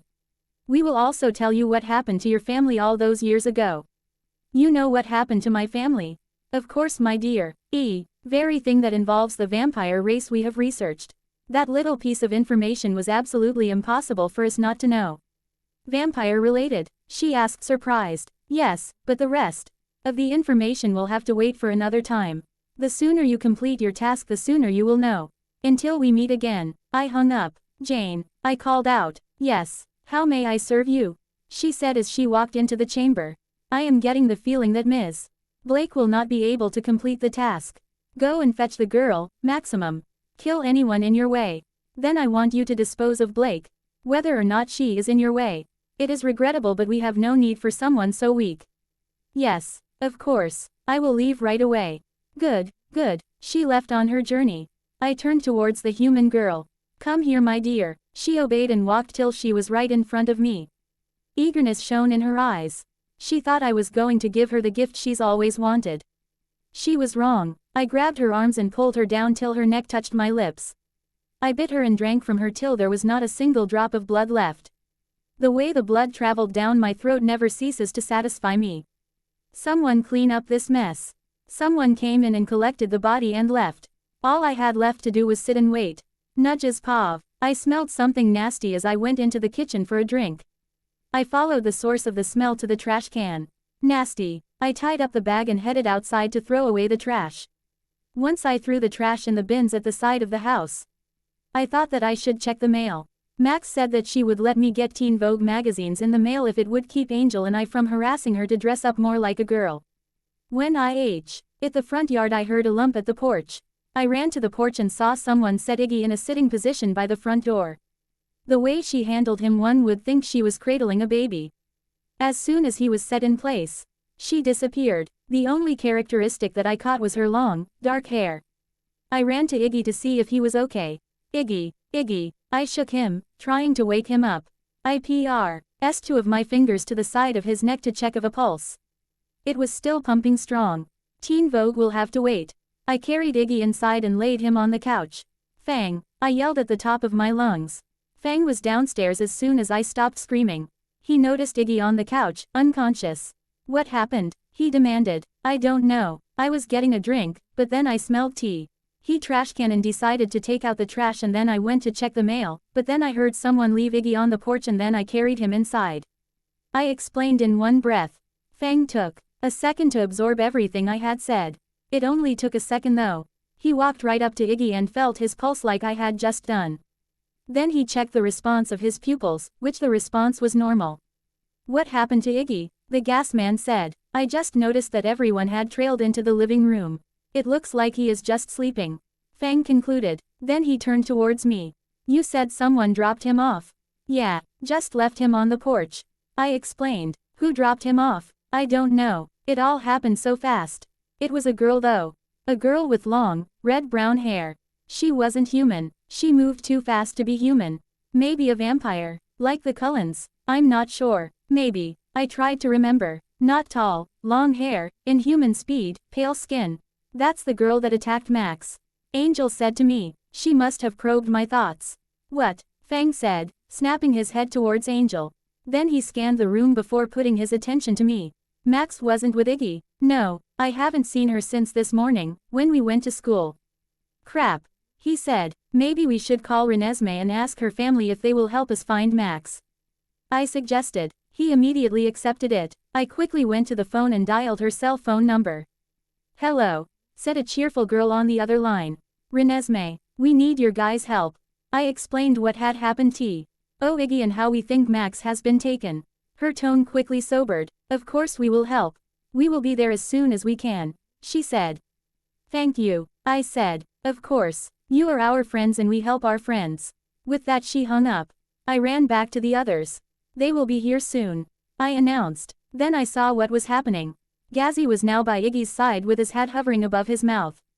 For some reason I felt like I shouldn't say even one word. I'm guessing everyone else felt the same way. I looked at Gazzy's face. He was looking at Iggy very calmly. Then I saw something creep out of Iggy's mouth. It was like a violet mist that started to spiral around near Gazzy's palm once it exited Iggy's mouth. The mist continued to leak out till there was nothing left. It spiraled and then it started to compact together. Soon enough the mist had transformed into a little black sphere. He presented the little black ball and we just stared at it. Then at Gazzy. A few seconds later, Iggy woke up gasping. Max was taken, were the first words that came out of his mouth. I walked towards him. I rubbed his back, trying to calm him. Yeah, we know. We think that it might be the vampire who attacked Max. Oh, he said, trying to calm his breath. Can you tell us what happened? Fang asked. Sure, I was waiting in front of the school for Lacy and then Max came to see if I was okay because she heard about the vision. I asked her to leave because in the vision I had a bad feeling when she arrived. She was going to leave but then I heard her grunt, like someone had punched her in the stomach. That was when I blacked out, he explained. At some point of the explanation, Angel left and came back with a glass of water, and offered it to Iggy. He accepted and chugged it all down in one go. Then we heard the doorbell ring. Before we had the time to be suspicious of who was at the door, someone called out. Nudge, it's me, Renesmee, she yelled. I ran to the door and quickly opened it. It was Renesmee, Bella, Edward, Alice, and some boy I had never met. Thanks for coming. Come in. Everyone's in the living room, I said, and ushered them inside. Once inside, Iggy explained. Again what had happened when Max was abducted. I'm pretty sure that is the same vampire. She probably hit you with her power. By the way, how did you wake up so quickly? Emmett didn't wake up till noon today. Edward asked. Gazzy did that, Angel said, sounding proud of her big brother. Everyone turned their attention to him. The tips of his ears turned pink from the sudden attention. What did you do? Renesmee asked. It was like a voice, but not a voice. It was more intense than a feeling too. It's hard to explain. It showed me how to take out the poison. So I did, he explained. Then he showed them the condensed poison.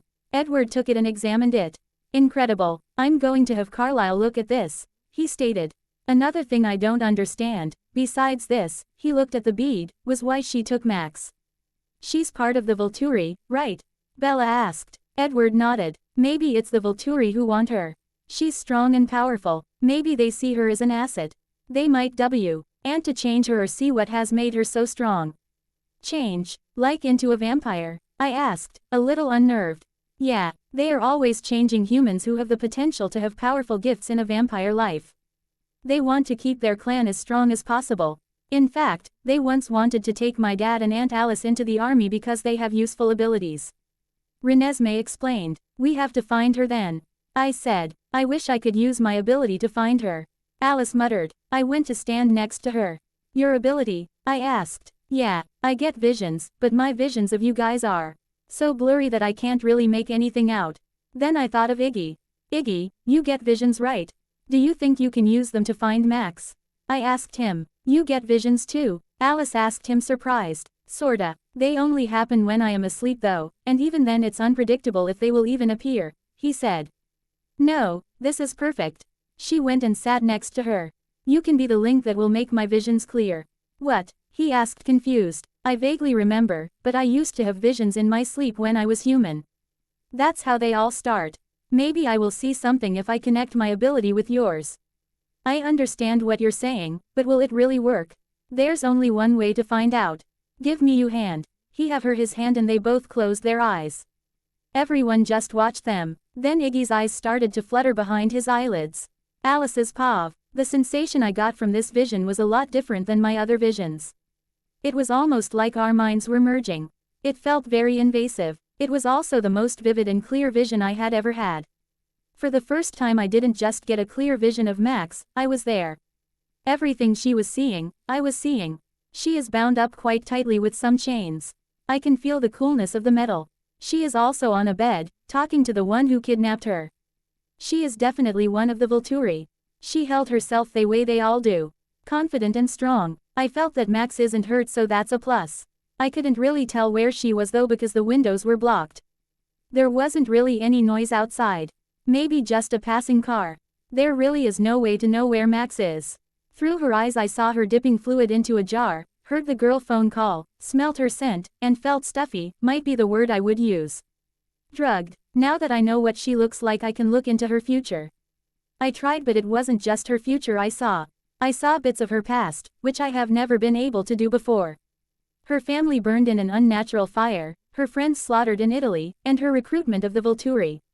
And for her future, the assassination of all the Ride family and her own murder by Jane.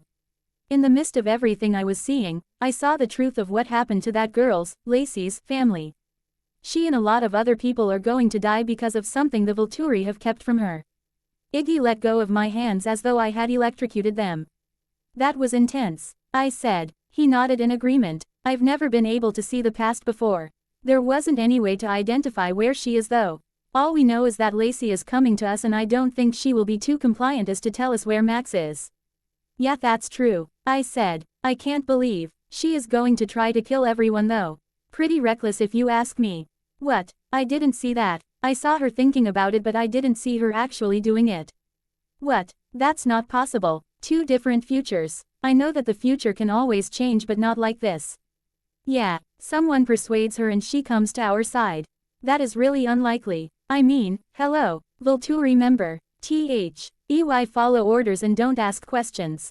I said, trying to knock some sense into him. Besides, I saw her die by Jane, another vampire of the Volturi, and I saw everyone else, I looked at the others, die. I think we all would prefer Iggy's vision. Nudge said. Yeah, besides it might be better if she moves to our side. She is one of the Volturi's greatest assets, but there's also the chance that she could be their greatest demise. He explained. Well, that explains why they would want to kill her. Can Lacy really be so powerful that Era would want her dead? There's something else. She knows more about us than even we do about our wings, he said. What? Fang asked. Yeah, she knows all of it, or at least someone who does know all of it. She also knows what they are going to do to Max. From the way she feels when she looks at Max, it's not gonna be good. He said with a sober expression. Well, all we have to do is find Max before that happens. Fang said. I really hope so. Everyone, get down, Edward shouted. Bullets started to penetrate into the house. The shots just came coming. I remembered from my vision the stuff she used to coat the bullets. Don't let the bullets touch you. They're poisoned, I screamed. Everyone listened to me and tried desperately not to get shot. In all my vampire life I never had to dodge a bullet. When your skin is as hard and durable as stone, you don't need to. Dodging is not as easy as one would think. With her vampire reflexes she is more lethal than a hired gun. She might suck at hand-to-hand combat but was no amateur with projectile weapons. Then the bullets just stopped. Edward, can you read her out there? I asked quietly. Yeah, she's out there, and there's someone else. Jane is here too, and she is going to kill Lacy. Lacy's paw. The pain of Jane's power never gets old. It is still as fresh and as painful as it was the first time I experienced it. We never did get along. Actually, we hated each other. There were rumors had I became the favorite, after I joined the Volturi and someone did not become happy at that. She would always pick a fight with me, which would lead us to use our abilities on each other, or on me rather. I do not think I have ever used my gift on her. Anyway, back to the present. My head felt like it was going to explode. I got down on my side, pulled my knees to my chest, and held my head in my hands so that my brain didn't drip out my ears. That is what it felt like, anyway. Then the pain stopped as suddenly as it came. I laid there gasping. Well, look who we have here. Jane sang. It's been a while since I have been hit by her and it took a little bit longer to recuperate than it usually does. Yeah, yours truly, I said, my voice straining. She walked right in front of me and turned on the power again. I felt myself scream out slightly. Then she stopped again. I tried to catch my breath. I hope you had a great life, you insignificant leech, she smirked. Hey, now, don't be a hypocrite, I said with what I hoped looked like a smirk. And, yes, my life has been great. Especially since I became the favorite and you became number 2 in Arrow's eyes. I laughed. My comment was to agitate her and obviously it worked because she kicked me straight on the jaw. I heard it break and then snap back together, instantly healed. I have some bad news for you. Arrow has decided that you are no longer needed and has given me the order to exterminate you, she said smugly. What? He promised me my freedom and certain information for Maximum and the heads of the other avian hybrids. I yelled. I was no longer interested at making snarky comments to Jane. Don't yell at me, she said, smacking me with a mild dose of her power, enough for me to understand what she was saying. Only reason you are still speaking is because I need to know where the female hybrid is. You are insane if you think I am going to tell you. If I'm going to die, I am going to take that to my grave. I spat at her. Her eyebrows raised, like she just had an idea. Well, I guess she can't be too far from here since you're here. I'll just do the tedious task of checking house after house till I find her. Doing that, though, would mean that I have found no use for you, so be prepared to join your family in the afterlife. She struck me with her gift and moved in to kill me, but I expected that UCH from her and this time I was prepared for it. I can't say it didn't hurt, because it did, but I still managed to get to my feet and punch her in the center of her chest. I can try to fight or I can run away. I decided to stay. I'm sure that if I am able to defeat Jane, Arrow will believe once again that I am a great asset to him. It shouldn't be that difficult because, like me, she wasn't a phys. Cal fighter and while her power hurt it couldn't kill me. Mine, on the other hand, could. The blow I gave her made her lose focus on me and the pain stopped. In that instance I charged for her and ruck her in the side with a powerful roundhouse kick. She went flying into the nearby forest. I raced after her. Many trees were snapped in half by the force of her landing. When I reach her I notice that her coat had been ripped off and the sleeves of her long black dress have been shredded. Other than that and her messed up hair she looked completely fine. I looked at her face and man was she pissed. You are going to regret doing that, she hissed. I may be going crazy but I think her eyes flashed even more crimson than normal. I quickly grew my talons and ran at full speed to her. My brain started to sting the closer I got to her. I pounced at her but she dodged me and kicked me in the back sending me into, or through actually, a tree. I landed on my stomach and before I knew it she was on me holding my hands behind my back. I tried to get her off of me but she held a firm grip on me. I guess you're not as special as everyone thinks you are if you can get pinned down by me, Jane said. I could practically hear the smile in her voice. She was getting off on this. I knew she was bad but I didn't think she was this much of a sadist. Looking down on you like this, you really resemble your family, she remarked. My body froze in shock instantly. What? I whispered. Well, I suppose I could tell you. You will be with them soon enough. The fire your family perished in was no freak accident. It was arson. Do you know who set you home ablaze? I almost didn't want to her answer. She leaned on me till I could feel her breath on my ear. It was the Volturi. She sat upright and continued her confession. Or me, to be exact. Your family worked for us and when they hid one of the more successful experiments and went Mia, Arrow was furious. 16 years later we were finally able to track them down. I was given orders to exterminate them and their children but you weren't home that night and got lucky. Then sometime later you went to Italy. You practically dug your own grave. Arrow and Marcus went to see you personally. In that last portion of her speech I could taste the disgust and jealousy. Marcus went in for the kill but when he touched you he sensed the possibility, and they kept you. She pushed down on me, making my spine crack. I whimpered slightly. You think that hurts? She placed one hand on my wrists and the other below my jaw and started to pull. She was going to tear my head right off. I began struggling for my life. I could hear my bones being torn apart from each other. She cranked on her power once again, making the experience that much more painful and terrifying. I screamed at the top of my lungs. Then the pain disappeared. Bella's pav. The gunshot stopped as fast as they started. There were bullet holes in the furniture and the wall and glass all over the floor. Is everyone okay? That was Fang. I didn't smell any blood, so no one was cut or shot. She's being distracted by Jane. Edward Said. I would say that is more than being distracted. Angel commented. What is happening to her? Nudge asked. They are fighting and Jane is planning to kill her. Edward answered. What? We can't let that happen. Iggy said in a panic. I was kind of surprised at the desperation in his voice. I look around and it seems that nobody has noticed. He really believes that this girl, Lacy, is not bad, that she is just a puppet of the Volturi. Alice seems to think otherwise.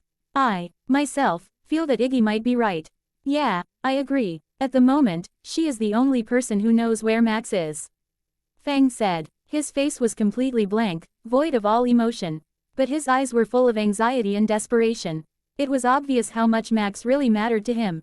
That look on his and Iggy's faces helped me make my decision.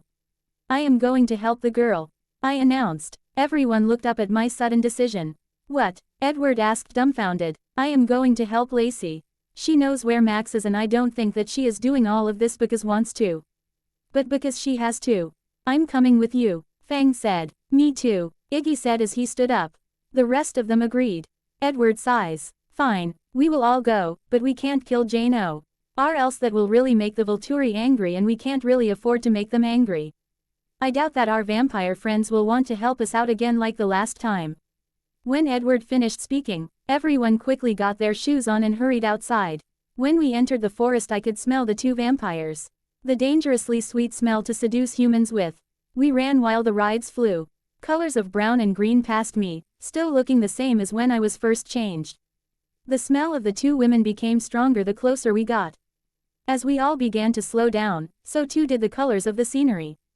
Before we know it we see Jane trying to rip off the head of the other vampire. The vampire that was pinned down was trying to get Jane off of her. I look up at the rides and notice that Iggy did not slow down and still kept on flying full speed towards the blonde vampire. I immediately stretched out my mental shield and covered him and the others with it. Iggy kept flying and flew right into Jane, causing her to fly about 10 feet. Before she could recover from her surprise, we all shielded Iggy and the girl from Jane. I looked behind us and noticed that the female vampire had passed out. Which is abnormal for a vampire. I heard the bones in her neck and back straighten to their normal position. She is going to be fine. I turn my attention toward Jane and see her rapidly stand up. Anyone could practically see fumes of anger radiating off of her. It was safe to say that she was not a happy camper right now. What are you doing? Jane hissed. You are interfering with the termination of a Volturi member. I could have you sentenced to death.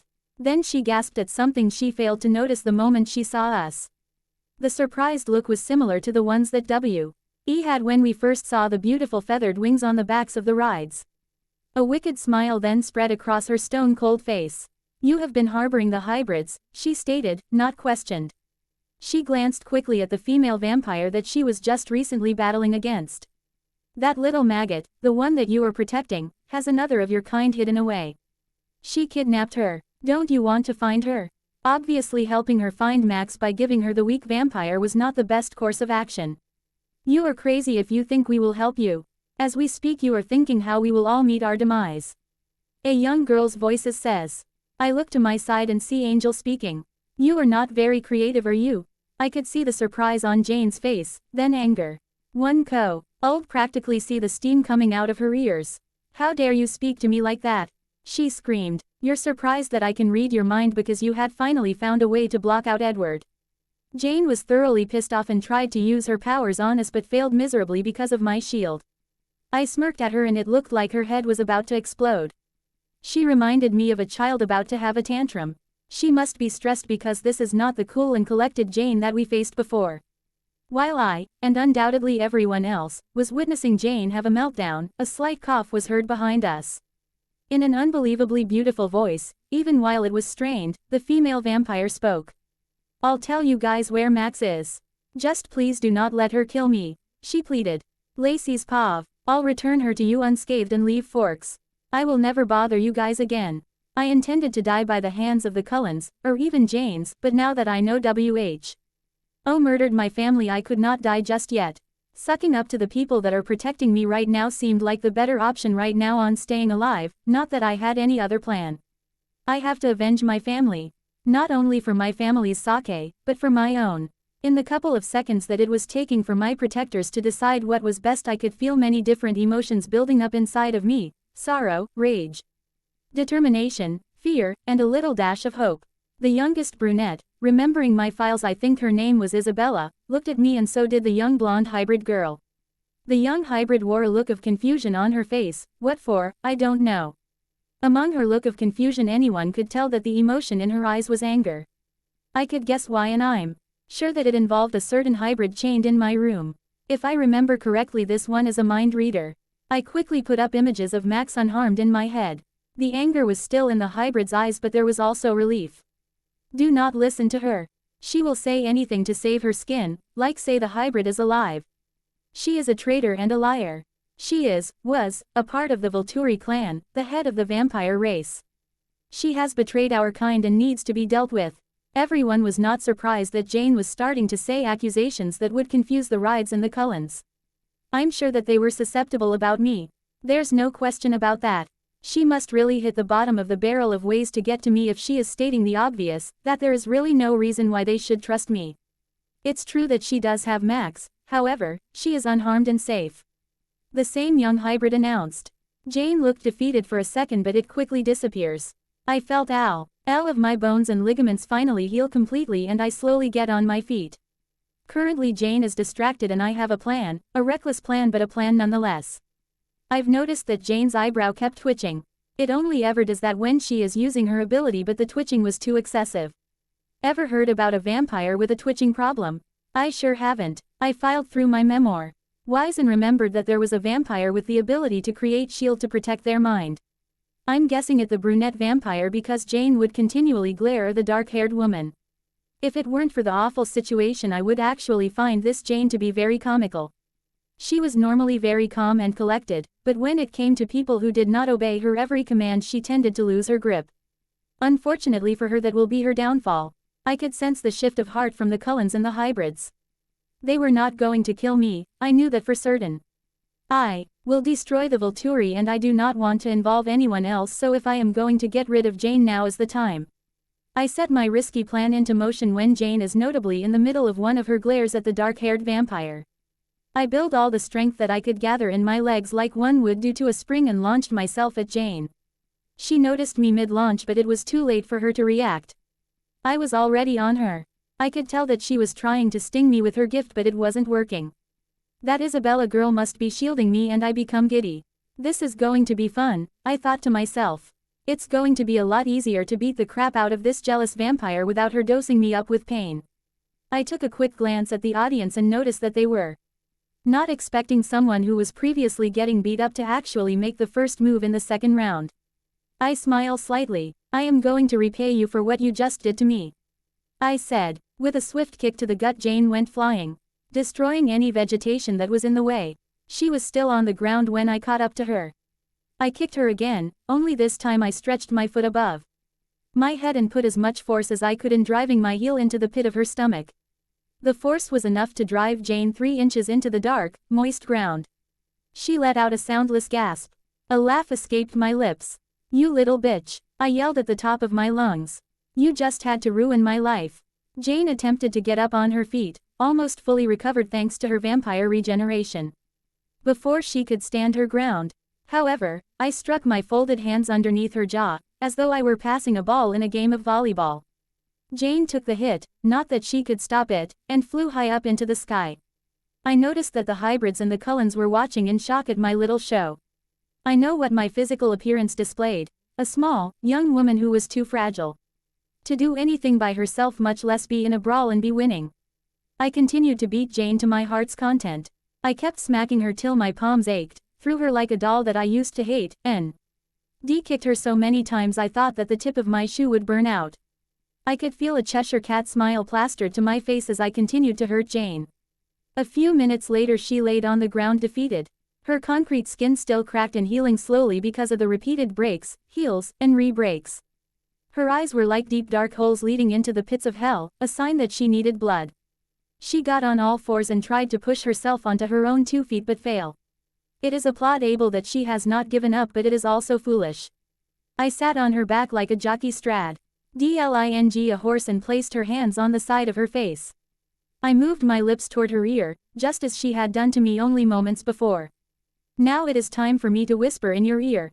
You not only helped kill my human family and friends, but you also made my vampire life unbelievably difficult. You have hurt and destroyed anything that I have ever cared for. For that you will have to pay. I think your head would look nice hanging from a tree. It will make a nice Halloween decoration. I gave a little giggle at the thought. Goodbye, Jane, I whispered as I began to tug at her skull. Jan, screamed bloody murder, and with one last tug her head tore free from the rest of her body. The headless body slumped to the ground. I stepped back to admire my work while holding the head by the hair. All of a sudden the body started to burn blue. I turned my head to the side and I see one of the vampires had a set of matches in their hand. I remember his face. There are many paintings at the Volturi's headquarters and he is featured in some of them, sometimes with all 3 of the Volturi leaders or with just Arrow. He is the head of the Cullen clan. I looked back at the burning body and tossed he head in the hottest part of the flames. It was an awful toss though, because the face of the head was faced towards me. It almost looked like she was telling me that the Volturi were still watching me. I say my farewells once again to my longtime enemy as I turn towards the others in the group that are standing in the outline of the clearing. I will take you to the hybrid leader. That was all I said as I walked right through the pond of people and toward the ignorance of human civilization. The end.